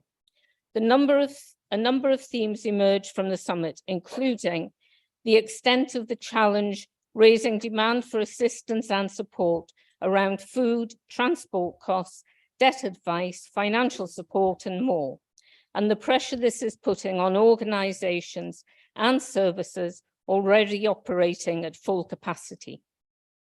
Real concern about those just above the benefit line, in work on low incomes or in unsustainable employment, where demand for support is increasing. People who have not needed to engage previously. People being too proud to ask for support or to claim the benefits and help they are entitled to. The need for better data and evidence to help shape our response, understand the issues and the groups and areas most impacted. In summary, while there was recognition of the scale of the challenge, there was great engagement from partners and a willingness to work closely together, build on some of the great work already underway, and pool resources and share information. The report before you details the actions we are taking as a direct result of the summit. We have supported the launch of the warm spaces across the borough with nearly 60 warm venues signed up across council, community, voluntary and commercial space. Created a cost of living intelligence report to monitor cost of living issues in real time and target support.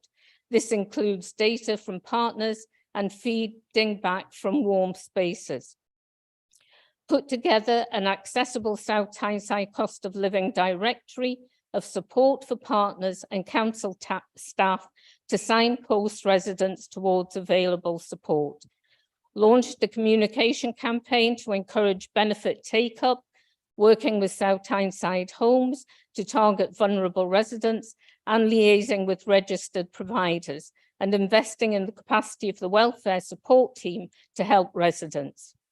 Worked closely with partners, particularly the NHS, to ensure joined-up support in key places, such as warm spaces, vaccine hubs, and the Melissa bus.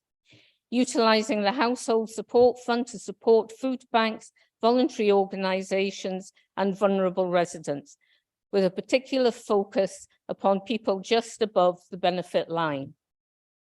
Establish clear governance structures by reshaping some of the groups we set up during the pandemic, including the COVID, now the Cost of Living Leadership Board, Poverty Group and Health Inclusion Group. We are also working on an online cost of living support hub for partners and the council to share both the latest intelligence and the latest support available. Looking at ways to make it easier for residents to negotiate and support and get the support they need on the council website. exploring with Inspire South Tyneside the potential to establish a warm spaces support fund that organisations can donate into, targeting energy efficiency support to residents on low incomes and supporting the expansion of community shops and pantries. We're also working with schools. We are providing signposting support for council staff and considering additional investment in poverty coordination into the council.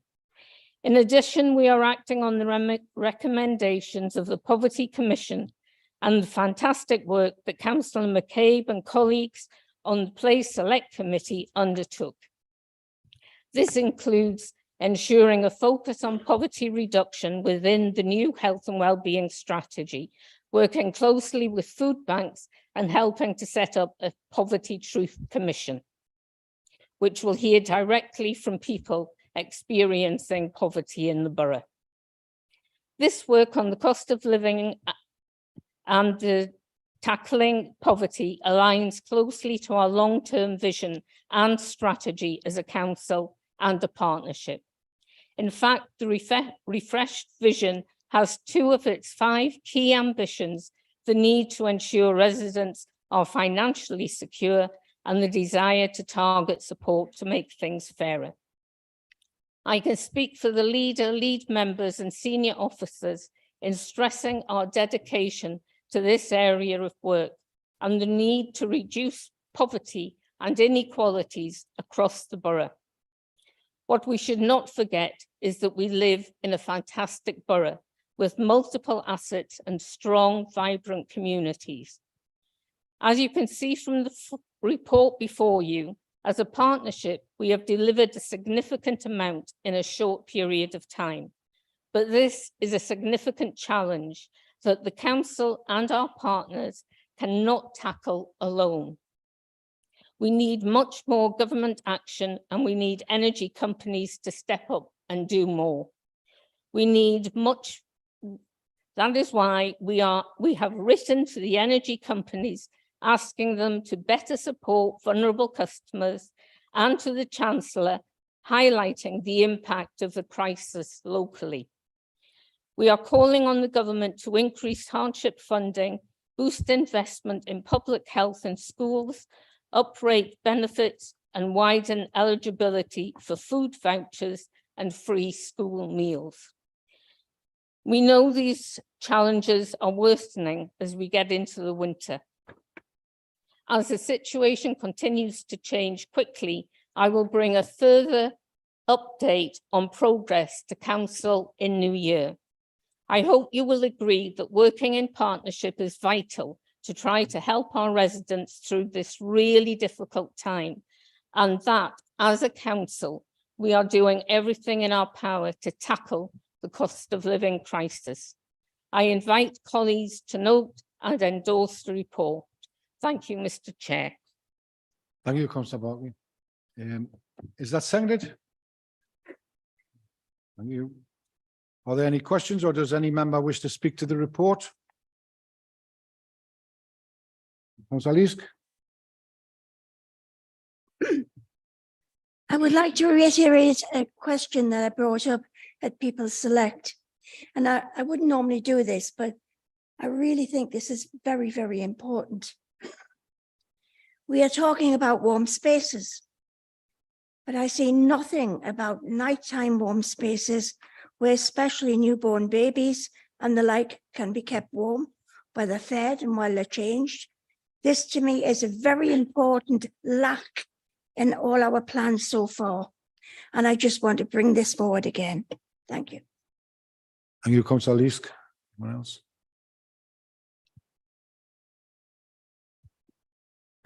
I really welcome this report. I think it's excellent, and I really commend all of the hard work that's going into tackling this ongoing issue.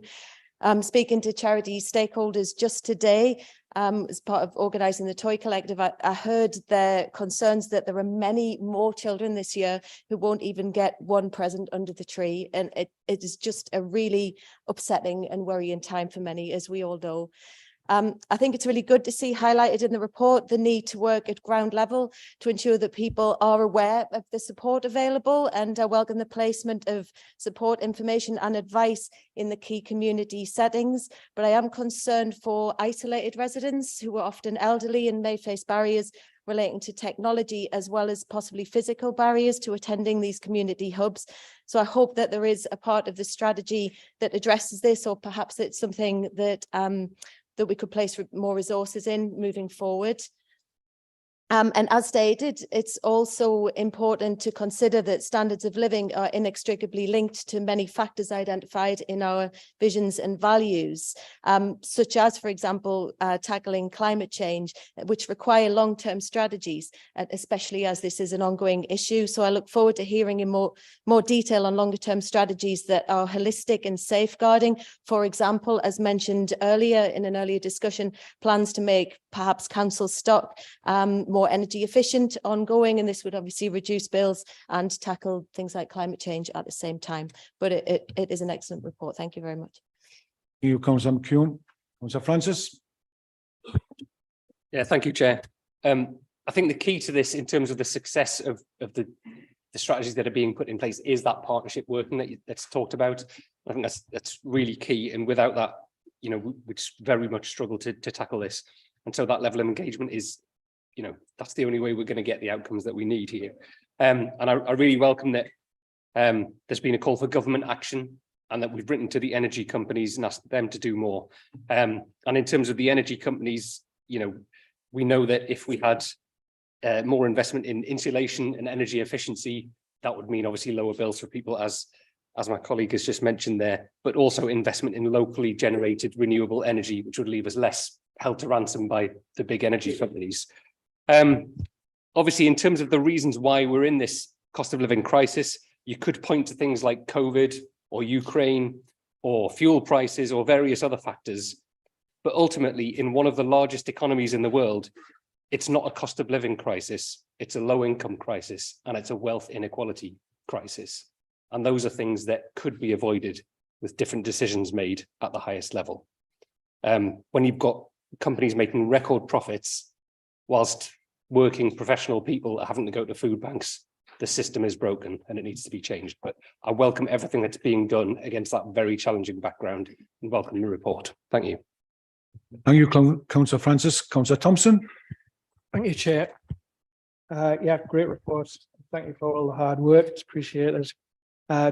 Just one small point, which I think Councillor McKeown was touching on, about people who aren't particularly connected to social media for messaging digitally excluded.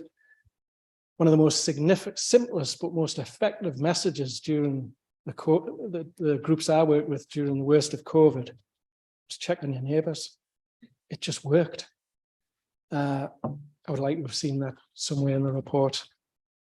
Thank you, Chair. Thank you, Councillor Thompson. Does Council endorse the outcomes of the next steps arising from the Cost of Living Summit and the continued work on this agenda? And does Council agree that a further update report on the changing nature of the cost of living crisis and the Council's evolving response be presented to full Council in the new year? Thank you, colleagues.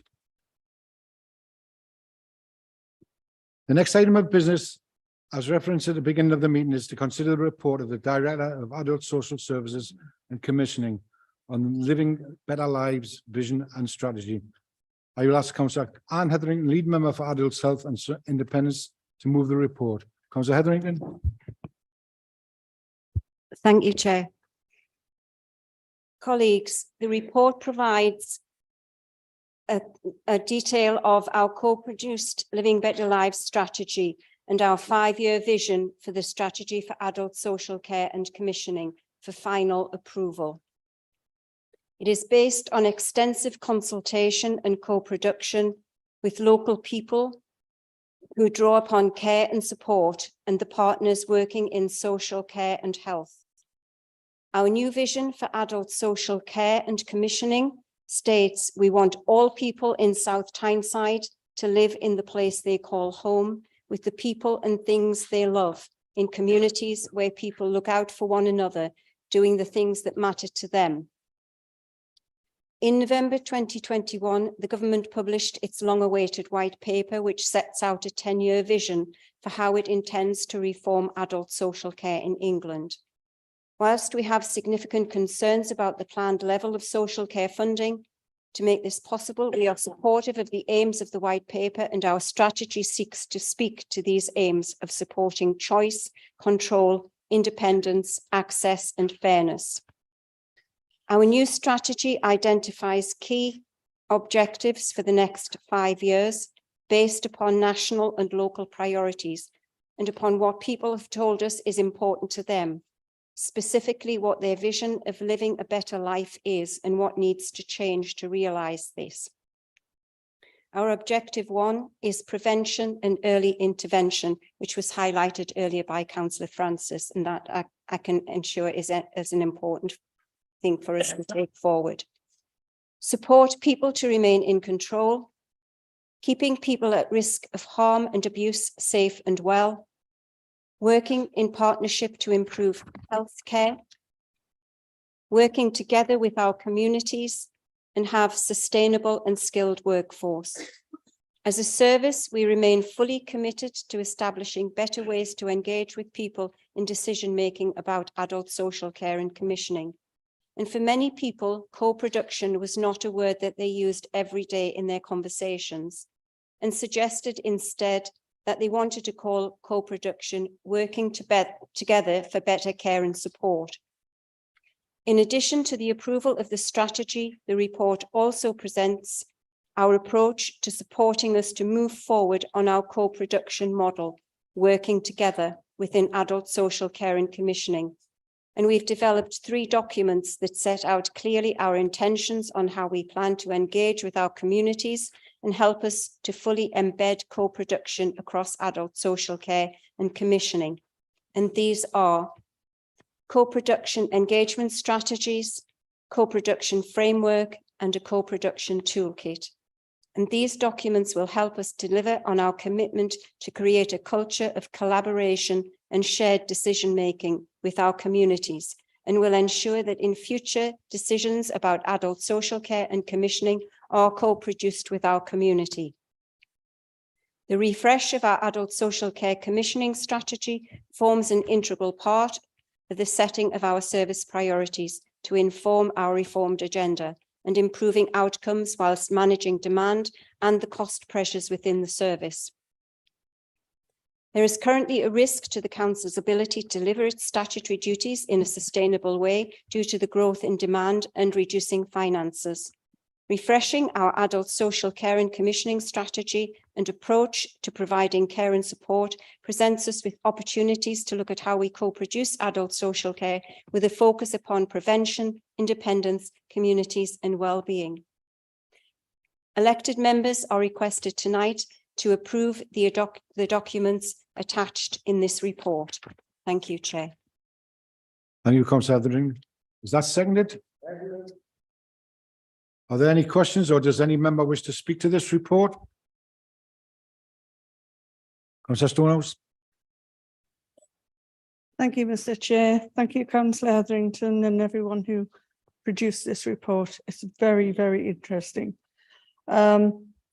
I welcome this vision strategy for adult social care as we need the best for our residents. The report states that we're working with partners, and I just have a few comments and questions. As you know, patients have been kept in hospital because there wasn't a care plan created for them to go home. In an ideal world, the patient would be discharged and the next patient on the list would have this bed to attend their medical or surgical needs. I totally appreciate and applaud the workload of our social workers and worry that they cannot meet this under their obligations on time, only because of their workload and shortage of staff. Now, the People Select Committee last week said that a diminishing number of directors of social care are confident that they have the budget needed to meet all legal responsibilities. As there is a contract and the partnership commitment on this 5-year vision. Is there an additional cost, I ask? Also, on page 13, when you talked about co-production toolkit, I was very interested in that.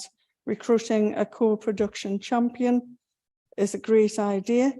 Personally, I think this is a big task for one volunteer champion, expected to give talks, attending meetings, etc.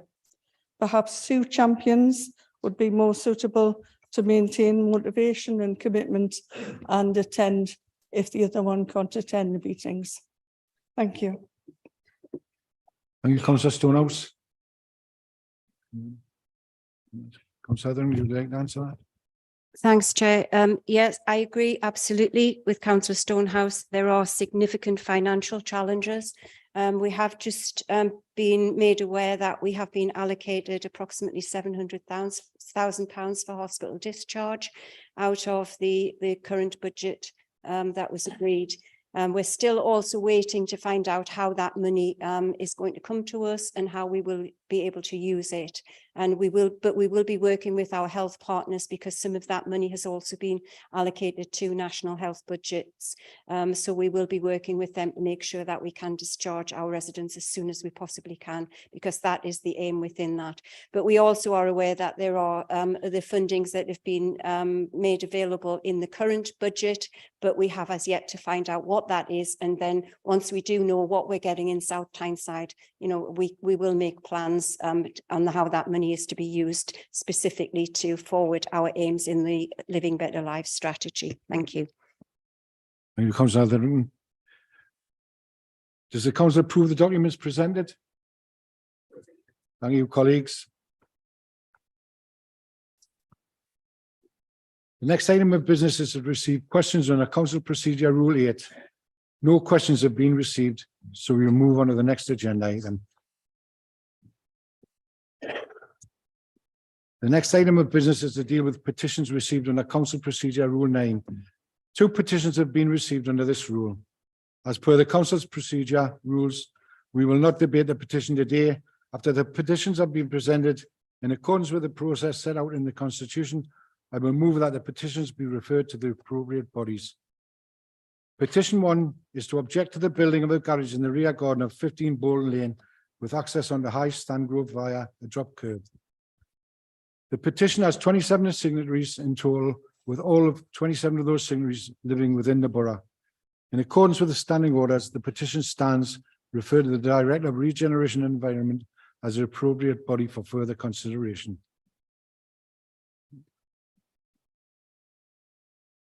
Councillor Strike, I understand you are presenting petition 2. Thank you, Mr Deputy Mayor. I'd like to formally present the petition number 2. Can you hear me? On behalf of Mr Michael Howe, who's the chief petitioner. This petition is to ask South Tyneside Council to designate Disco Field as a local green space. The petition has 495 signatures in total, and 461 of these signatories all live within the borough. Thank you, Mr Mayor. Thank you, Councillor Strike.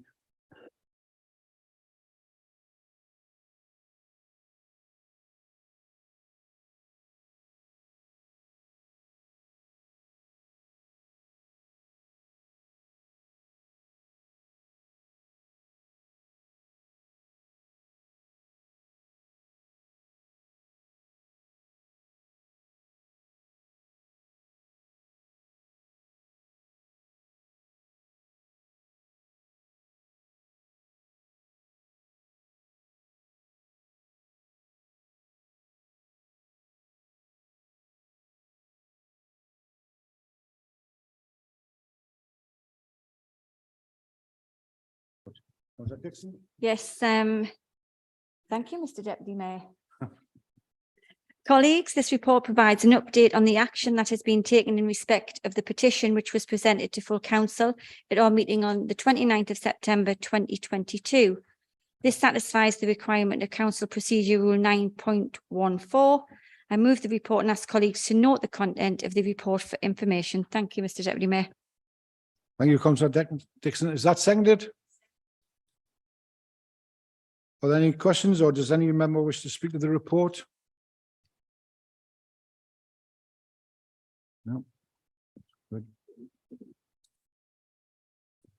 Is the report noted? The report is noted. Thank you, colleagues. The next item of business is to receive motions under Council Procedure Rule 10. 4 motions are to be considered under this rule today. I will explain the procedure for motions. I will ask the proposer of each motion to move the motion, and he or she may speak for up to 5 minutes. I will then ask whether the motion is seconded. The seconder may speak for up to 3 minutes or reserve the right to speak later in the debate. The motion will be then open to debate by members who may each speak for up to 3 minutes and may move amendments. Any amendments must be relevant to the motion. Only one amendment will be moved and discussed at one time. If the motion is not carried, other amendments to the original motion may be moved. If an amendment is carried, the motion is amended takes the place of the original motion and becomes the substantive motion to which any further amendments are moved. Motion 1 has been submitted by Councillors Flynn, Keegan, Bell, Paul Dean, Steve Dean and Councillor Leask. Councillor Flynn, please present your motion. Yeah, Mr. Deputy Mayor, in moving proposing the resolution, I'd like to place on record the thanks of Councillor Keegan, the Fire Authority and myself to Sharon Hodgson, MP for Washington and Sunderland West, who managed to get a debate in Parliament yesterday on the financing of the North Eastern fire services. Unfortunately, the Fire Minister wasn't there, but the debate was well aired, and I thank our staff for sending me the link this morning so I was able to see it. It's available if anybody wishes it. Chair, the resolutions come about because the National Fire Chiefs Council have failed on a number of occasions to get the message over to government ministers and civil servants of the financial state of fire services around the country. The situation in Tyne and Wear is, and the political side and the officer side of the authority agree that the fire service require a pay rise, an inflation pay rise. So there's no dispute amongst the workforce. The problem is the fire service can only finance a pay rise up to 3%. Anything over 3% will lead to cuts in Tyne and Wear. And I'll leave you to draw your own conclusion where those cuts would end up falling. The reality is the government have financed totally the police pay rise. And what we're asking is that they finance totally the fire service pay rise. Since the resolution was put together, and the resolution itself gives you the economic background to how the budgets have been drawn up.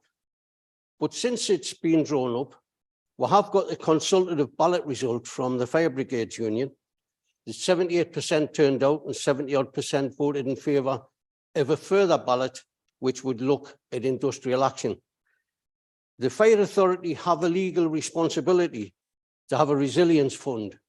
So they have to have money available for the unexpected, and a strike being one of them.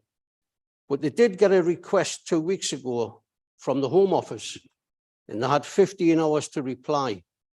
Did they wish the armed forces to be available in Tyne and Wear should there be a strike?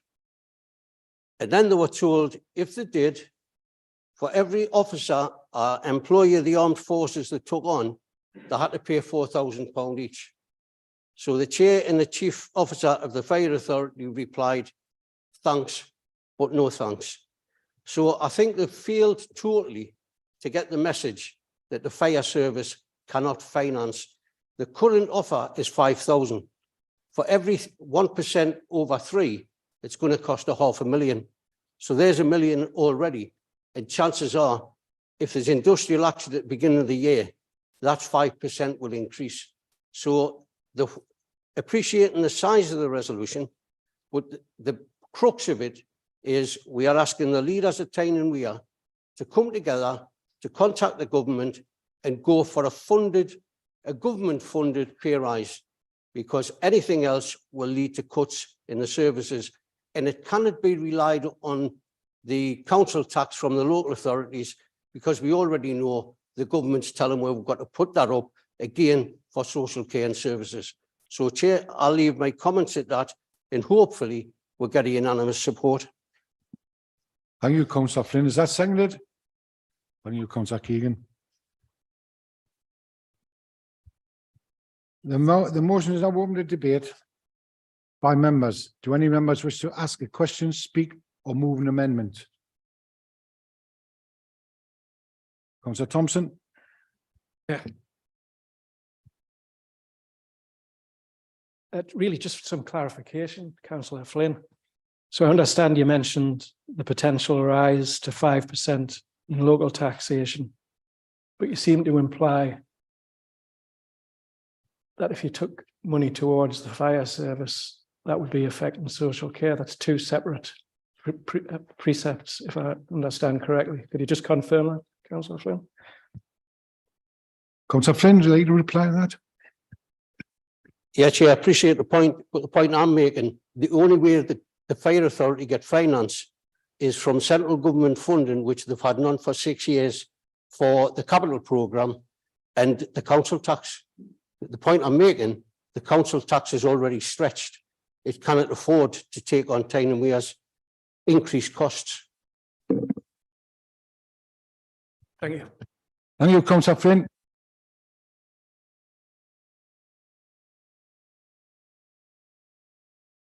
Motion 2 has been submitted by councillors Hetherington, Ellison, Dixon, Ann Walsh, Mark Walsh, councillor Kilgour, councillor Atkinson, and councillor Bell.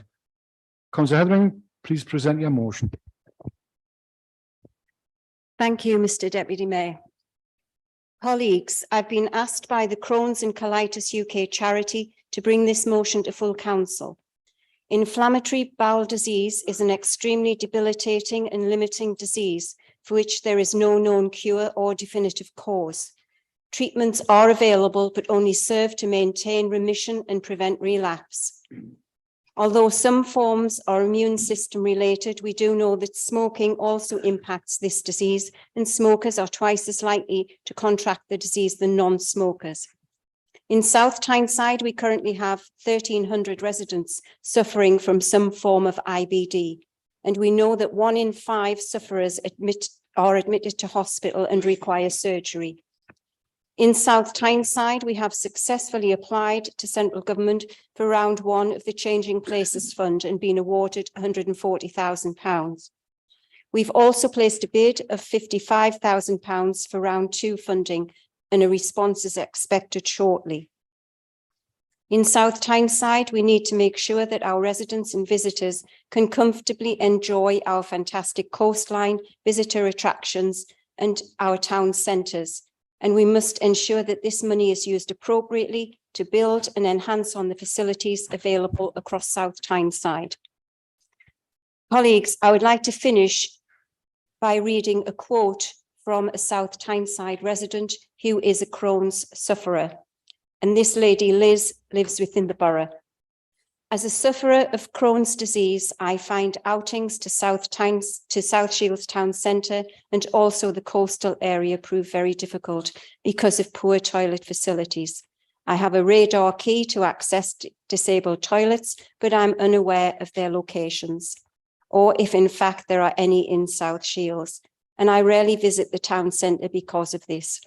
Improving these facilities would greatly enhance my life, and I'm sure a lot of people's lives too, by making outings much less stressful and even make visiting the coast enjoyable. I can't remember the last time I visited the seafront, and I prefer to go to Seaburn, where I'm always able to find an accessible toilet. So colleagues, you'll see, speaking by this lady as a Crohn's sufferer is speaking there from her own experiences. And I'm sure you will join me in endorsing this motion to make sure that we in South Tyneside can provide adequate facilities for all of our residents and visitors. Thank you. Thank you, councillor Hetherington. Is the motion seconded? Seconded. Thank you, councillor Ellison. The motion is now open to debate by members. Do any members wish to ask a question, speak, or move an amendment? Councillor Thompson. Thank you, Chair. I'm sure we'll all be unanimously supporting this motion tonight, and rightfully so. I think most residents of our borough have for a long time now been concerned with the general level of facilities available. Even more concerning is, as this motion describes, the problems people who are particularly dependent on a certain level of facilities because of health issues they have regularly face. In this motion, it specifically mentions Crohn's and colitis and other invisible conditions. I've been contacted also from a resident who highlighted one form of Crohn's colitis and how debilitating that is for them. He explained how they rely so much, as in your contact, Councillor Hetherington, how dependent they are for facilities to get out and around. With this in mind, it has to be mentioned that this government funding, as welcome as it is, only seems to be focusing on upgrading and adapting current facilities, but not adding new facilities at new locations. Currently, for example, in King Street, McDonald's is completely overrun with people wanting to use the facilities in there. In that whole area, we need to look at something new. And it has to be said, the opportunity with the new interchange, an opportunity to set standards, was woefully missed, with the interchange having not even a basic level of facilities available. Also, I know there are many aids available, just can't wait cards, radar key scheme, which was mentioned, but we don't have a good level of awareness for these aids. And more significantly, we don't have the coverage of facilities to back up the use of these aids. At the most fundamental level, as mentioned in this motion, all residents and visitors need to know where facilities are located. In preparing a talk on this motion, I found we just have 7 locations for public toilets in the borough. I'm told there's lots of outdated signage around the borough, which gives an impression there's more than this, which compounds the situation, giving people the impression. I hope this can be addressed. Additionally, a quick look at facilities provided by our neighbours in North Tyneside for comparison shows they have 24 locations in the borough to our 7. Many of their parks have facilities. We have 1 park with facilities. Many of their cemeteries have facilities. We have none. I think we need to use this current funding and to launch a complete review of all of our facilities borough-wide. Thank you, Chair. Thank you, Councillor Thompson. Councillor Hetherington, do you wish to reply to the debate? I think just to say, that I know officers are looking at the facilities around South Tyneside and looking to see how best, the funding can be spent, and also doing a survey and updating our directory on the locations around the borough. But I'm sure, we will take these points forward, Councillor Thompson. Thank you. Thank you, Councillor Hetherington. The motion is closed. It's closed. Councillor Robertson, sorry.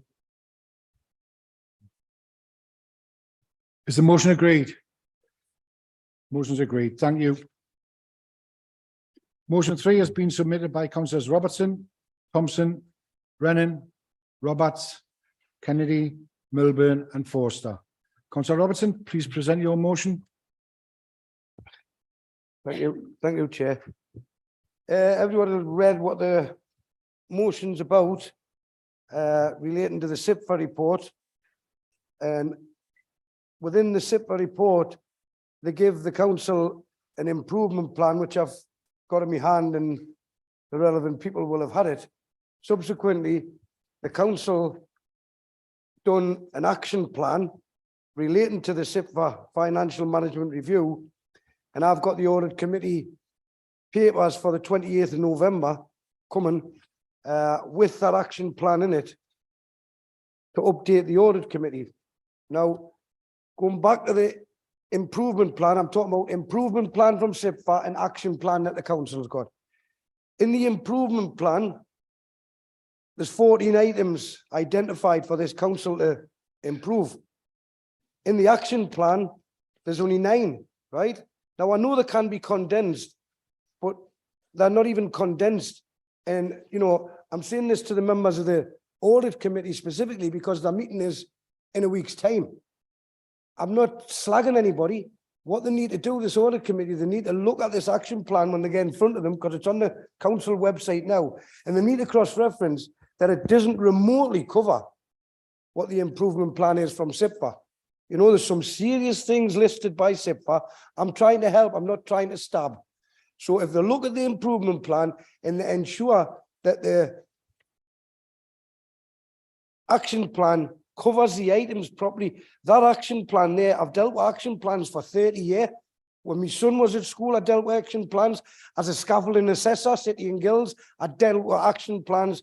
That action plan doesn't even try and cover what's in there. And the audit committee and others need to make sure it does.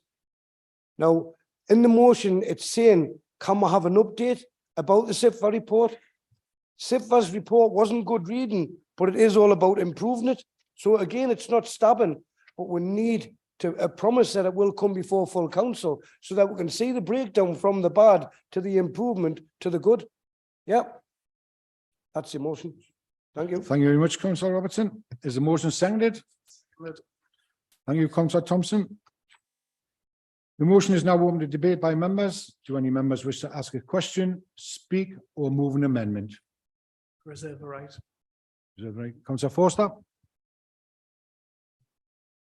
Thank you, Deputy Mayor. The SIPFA report notes some issues regarding the financial management of South Tyneside Council, and I believe the example I'm about to give support to this motion and why every member should support it. I mentioned a figure of around £1 million of unspent COVID pandemic funding at the last council meeting. I have since been informed by this council that 5.9 million given by the government by way of grant support during the COVID pandemic remains unspent. The Labour Council stated this money was not ring-fenced and was part of the funding intended to support the council itself. And due to it not being spent, the council thinks it's prudent to plan to use this money on adult and children's social care relating to the ongoing implications of COVID in the year 22-23. Following a freedom of information request, and I quote the request, and this was from a resident in South Tyneside, at a recent full council meeting on the 27th of October, Councillor Forster indicated in a question to the chair that £1 million of central government COVID business support grant funding had gone unallocated and asked what the authority planned to do with this money, to which he received no answer. As a resident of the borough, I wish to request the following information. Again, I'll quote, there was 2 questions the resident asked. Question 1 was, and I quote, are South Tyneside Council still in possession of the £1 million intimated? The council responded, no, it was fully repaid to BEIS in September 2022. BEIS is the Government Department for Business, Energy and Industrial Strategy. The second question the resident asked, is the figure of 1 million stated correct, or is it more or less than the figure of 1 million stated? South Tyneside Council response, it was slightly higher than 1 million, and the unspent balance of £1,154,000 was repaid to BEIS in September 2022. So to clarify, this freedom of information request suggests the Labour group have returned £1,154,000 intended to be used for businesses struggling during the pandemic. Therefore, I have 2 observations. I don't think it's unreasonable for the Labour group to explain tonight why that £1,154,000 was not used to support businesses and self-employed people. Councillor Forster, could you stick with the motion, please? I am sticking to the motion. I've given an example why the motion should be supported. It's a public interest, Deputy Mayor, in this motion. It's a financial irregularity motion, and I'm giving an example of why the motion should be supported. This is what the people want to know. But that information has got nothing to do with this motion. With respect, Deputy Mayor, I believe it has. It's an example of the financial management.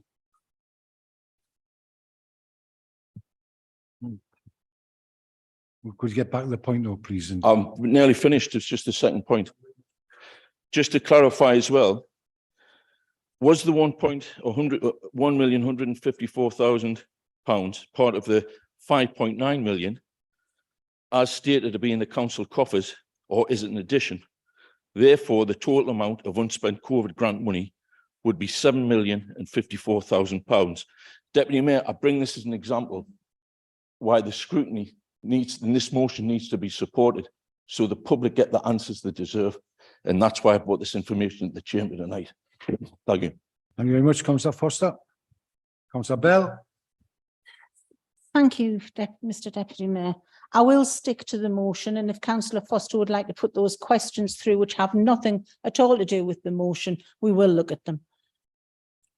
I didn't know whether I should declare an interest before we actually did this, because I'm named that many times in the motion. I didn't know whether it was a personal or a pecuniary, but we'll carry on with it.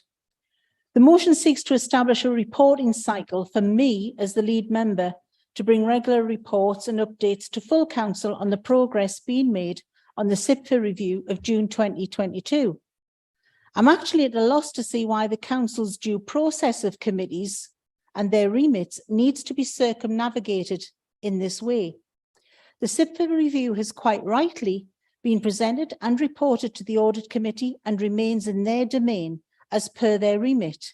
Updates on progress are and will remain an agenda item in their work programme. An opposition member sits on this committee, as we've already heard. Councillor Milburn is its vice chair, and the committee meets in public, and Councillor Robertson has already said he's been in the public gallery at those meetings. Any further scrutiny on this report is the remit of the Overview and Scrutiny Committee, which is also a public meeting. Anyone who has an interest in the report can attend any of these committees to hear what is progressing with the SIPFA review. There is little that can be gained from this motion, as it is a complete duplication of what has already taken place within this council, and therefore I ask colleagues to reject the motion and allow the audit committee to continue its excellent work on this review.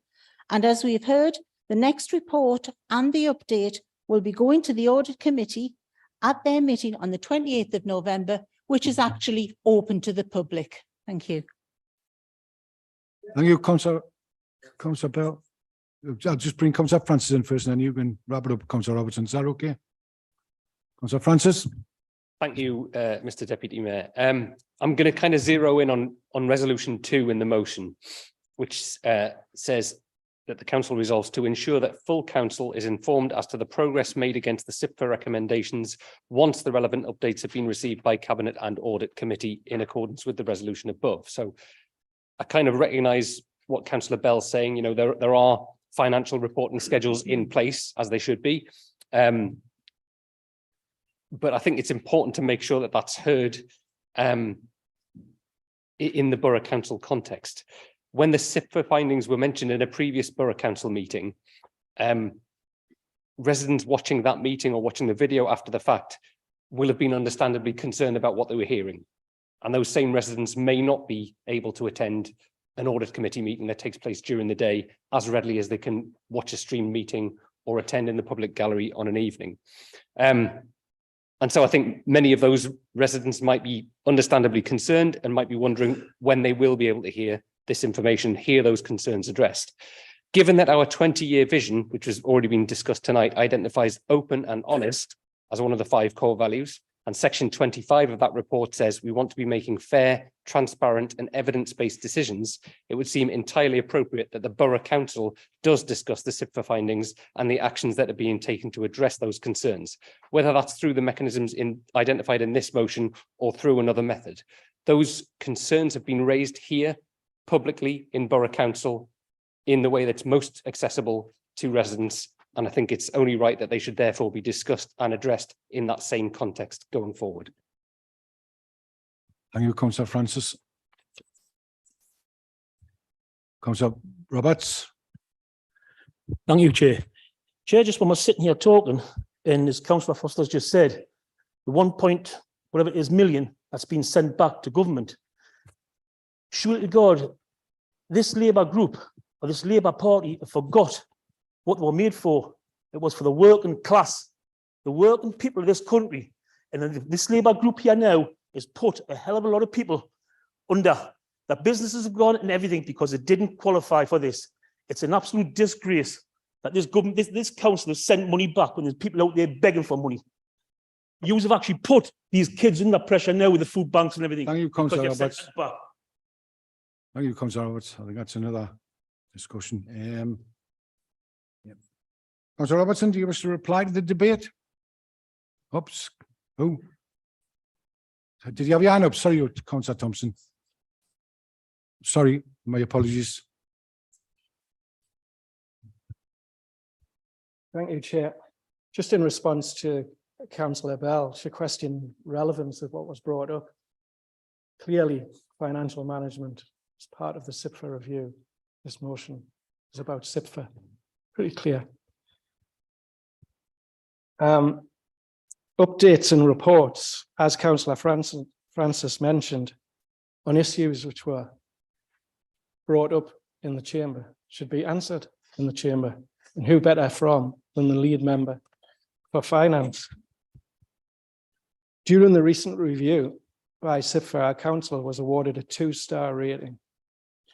This seems acceptable from the Labour group. Certainly many of us in the opposition don't agree, especially when we see the following subcategory ratings: delivering accountability, the lowest you could get 1 star, supporting performance, 1 star, enabling transformation, 2 stars. I'm sure the Labour group would argue the acceptability of the 2-star award and tell us about how they're very close to the 3-star award. And this position might stand up to a degree with very good ratings in some categories, if not for the very concerning audit errors that were highlighted by SIPFA during the review. There's some serious language used here by SIPFA, and I'll directly quote 2 or 3. A risk of fraud in revenue and expenditure recognition, inappropriate recognition of grants with terms and conditions attached, specifically COVID-19 grants, inappropriate capitalization of revenue expenditure and omission of expenditure from the financial statements. Also, SIPFA found a significant gap between our MTFP, medium-term financial plan, with net revenue expenditure and anticipated funding, a potential funding gap of £8 million. Also, 3 COVID-19 grants totaling 5.5 million, I quote, omitted from the financial statements.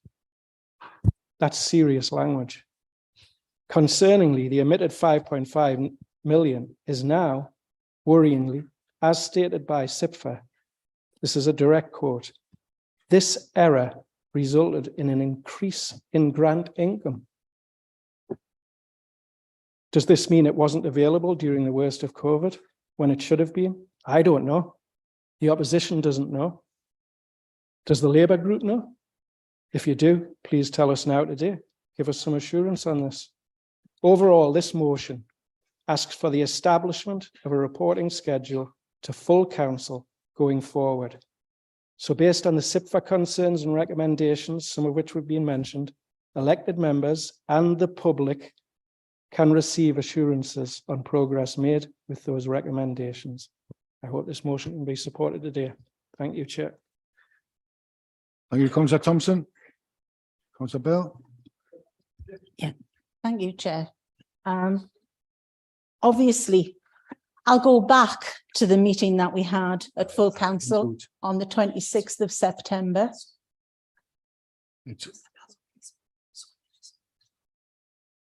Unless you've got a point of information, Councillor Bell. Yeah, point of information is the meeting at the 26th of September. The meeting on the 26th of September, as I stood here and clearly said, the report that was presented at that council meeting was the Treasury Point of order. I did Management. not mention any of this, so how could it be a point of information? I'm getting there, please. Point of information, councillor Thompson. Was actually the annual 6-monthly Treasury report. It had nothing to do with the SIPFA review, which had already gone to audit. Robertson. And at the end of the day, we have had quite a lot said about the overall assessment. What hasn't been said, and this is the point of information for everybody here, there are 3-star, 4-star and 5-star ratings in that report, but all we've heard are the 2 stars. Thank you. Thank you, councillor Bell.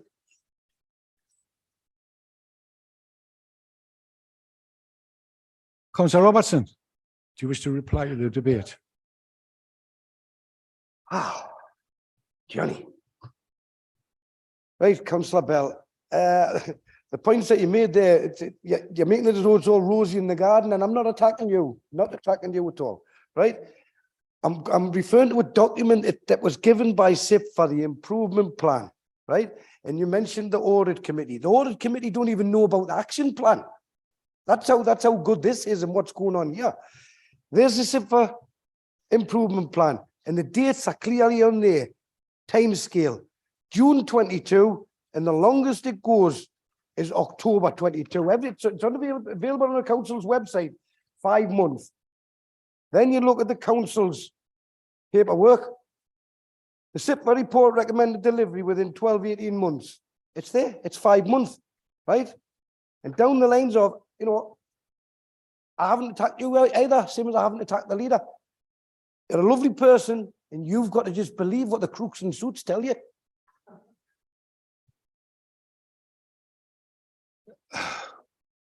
Councillor Robertson, you know, a bit of respect, please, if you don't mind. Is the motion agreed? The motion is not agreed. Thank you. We'll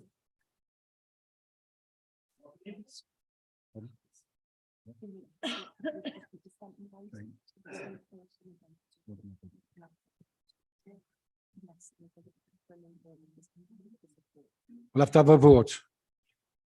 Mr. Mayor, before we continue, may I ask that the council consider the removal of the guillotine?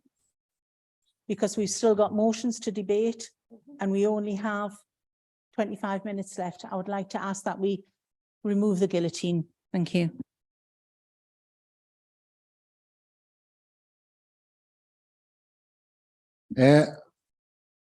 So you want a name vote, Councillor Roberts? Have we got 5 names? 1, 2, 3, 4. Thank you. Thank you, Deputy Mayor. Elected members, I'll read each of your names alphabetically, and I would ask that you please indicate clearly using the microphone as to whether you are for, against or abstaining from the vote. Councillor Bell. Against.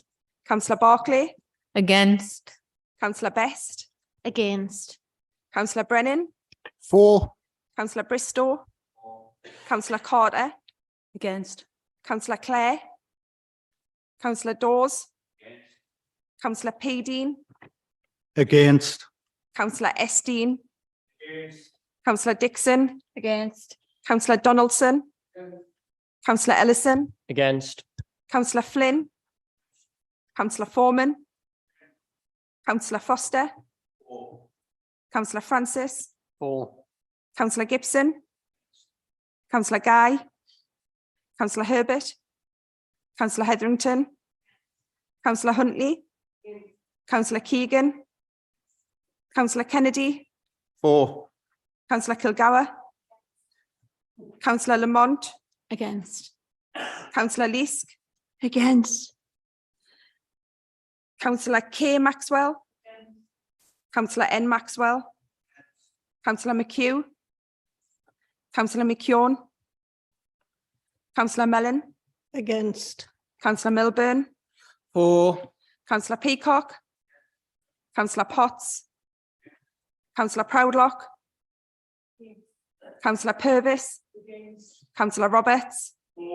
Councillor Robertson. Councillor Stonehouse. For. Councillor Strike. Councillor Taylor. Councillor Thompson. Councillor Traynor. Councillor M. Walsh.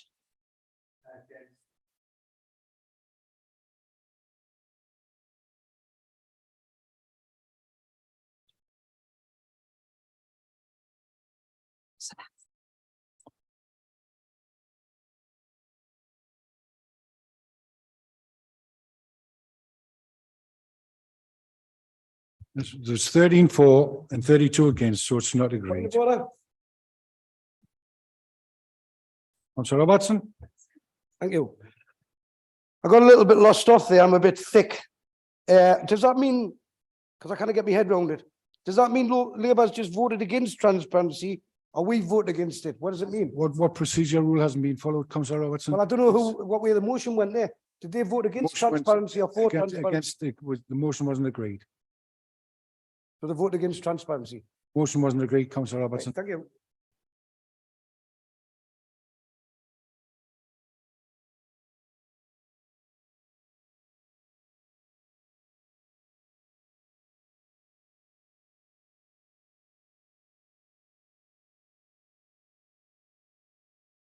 Then your motion. Thank you very much. I need to get a spring on this seat. Don't we? I'm hearing some yawns from over there. We're keeping them out late. You know, they don't put work boots on. They don't know what it is, keep up late, and they don't know what it is to have an opposition. I apologise. Right, so the motion. I certainly know what it's like to put work boots on. Exactly. Could we stick to the motion, that please? way, Richie. Can we stick to the motion, please? Point it that way. Right.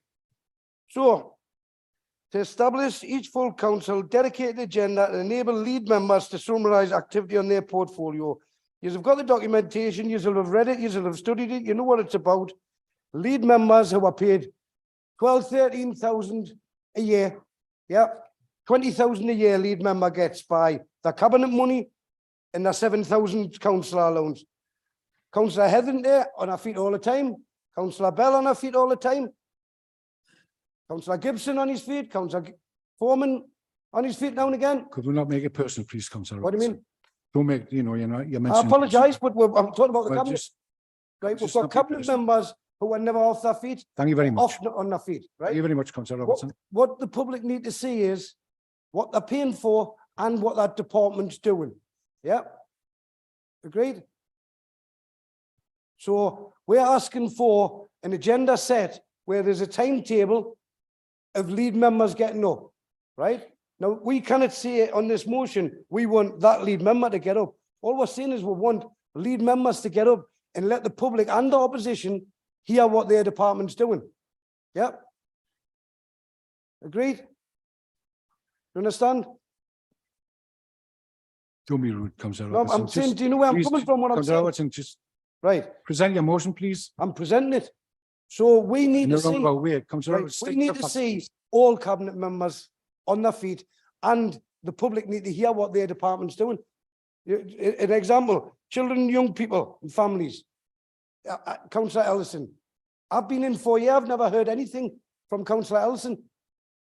These councillors are up regular. This is an important portfolio. Keep personalities out of it, please, will you? I'm right, the lead member for children and young people. All. Thank you, Councillor Robertson. Right, all cabinet. Will you stop interrupting, please? Excuse me, Councillor Robertson. It's my job to interrupt when you're not following the Right. All I'm procedure. asking for, and we are asking for, is that all cabinet members get up on a pretty regular basis and speak about their portfolio. You know, I've said the councillors that are never off their feet or pretty often on their feet. I've been 4 years, give or take, suspensions and nights on the Peroni. Children and young people and families, we haven't heard nothing from it in 4 years.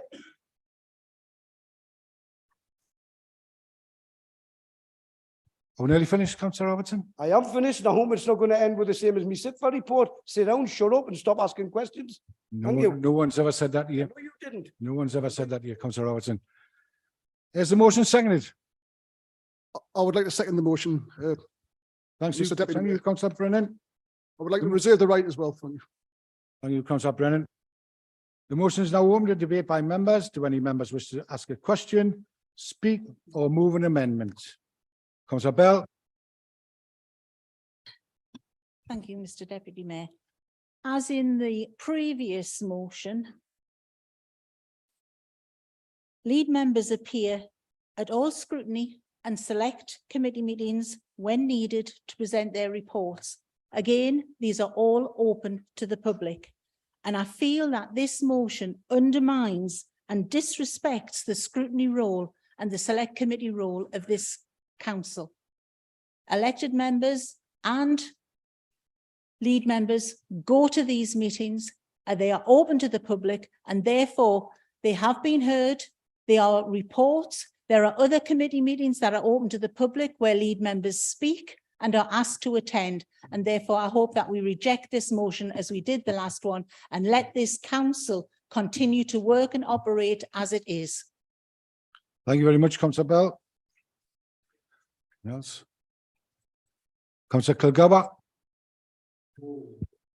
Thanks, Mr Deputy Mayor. I'm really pleased that my contribution will be most welcomed, certainly by those sitting in the gallery.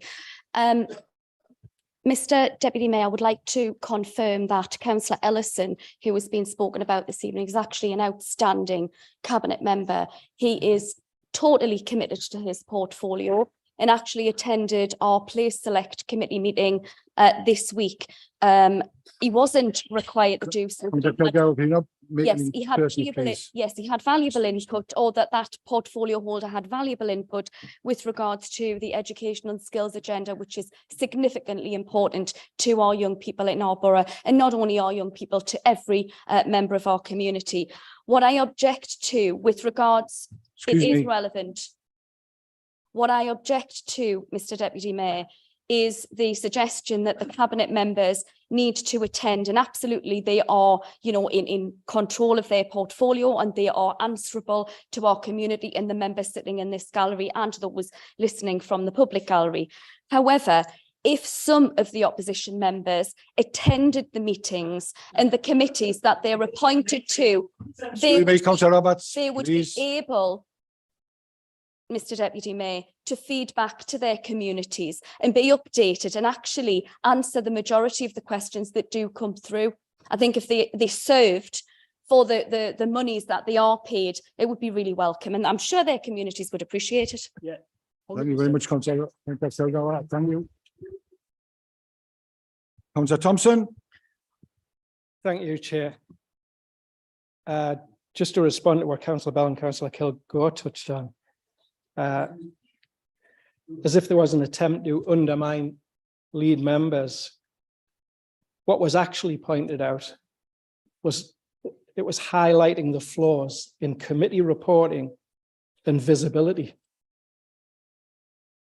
Ultimately, we have one committee meeting, which is hosted on YouTube, full council. The hundreds of others, there is no live recording. There's no ability to watch it remotely. And this is the essence of the problem. I've been a councillor 3.5 years now. Without doubt, many new proposals and initiatives that are announced, I've learned from the Shields Gazette. I'm sure the Labour group would argue everything goes through a particular committee process. Should have been there. You would have known. Until they extend the working day from 24 hours to 36 hours, that just isn't always possible. But here, it's recorded. You get an insight into every lead member's portfolio, the public and elected members. And for that reason, we ask a simple ask. The opposition has already proposed recording additional committees, not acceptable from the Labour group. Surely it's a simple ask then for an acceptable level of reporting to full council by portfolio holders for the benefit of members and the public. Thank you, Chair. Thank you, Councillor Thompson. Councillor Best. Thank you, Chair. Sorry, Deputy Mayor, congratulations on your appointment this evening as well. Thank you. Can I just point out, because there seems to be a fundamental lack of understanding here, Part B, Article 8, 8.1 of the Constitution says that the role of scrutiny, because we have a leader and cabinet model here in South Tyneside, is to hold the cabinet to account for its actions. And 8.3, it does this by reviewing and challenging the impact of decisions and actions taken by the cabinet, the leader of the council, and partner organisations. Scrutiny is a key part of the process that we follow prior to things coming to full council, and this full council does get reports from those scrutiny meetings. So I would just like to point out that there is a function that already does all of the things that this motion is asking for, but for some reason it seems to be being overlooked. Thank you. Thank you, Councillor Best. Councillor Roberts. Thank you, Deputy Mayor. I forgot to say that before, must apologise. Just to come back on one or two things, what Councillor Kilgour said, that if we come to the meetings, where residents will be happy. I'm sure if Councillor Kilgour done her job properly and stopped off a Facebook page and cut us out with her fake profiles, Roberts, and also stop stabbing our own members in the back, should be very well done. Get out of order again, Councillor Roberts.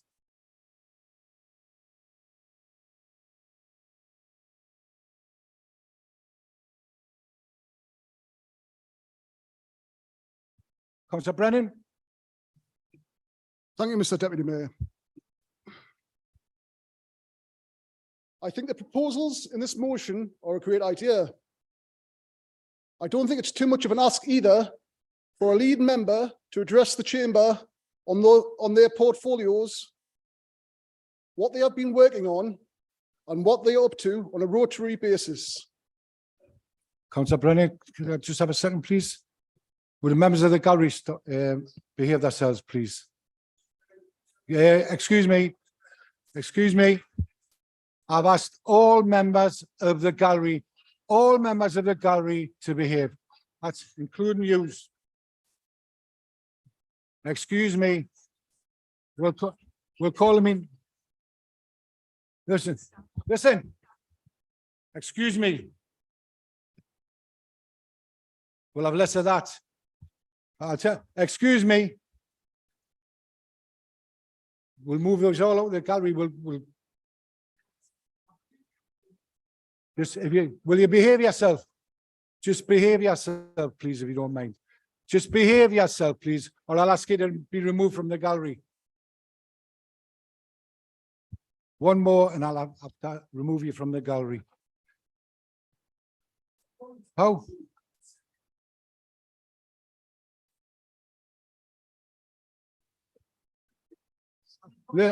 You know, I'm gonna take that as this. I'm gonna take that as a threat. Yes, you're saying how? How? I'll call the police.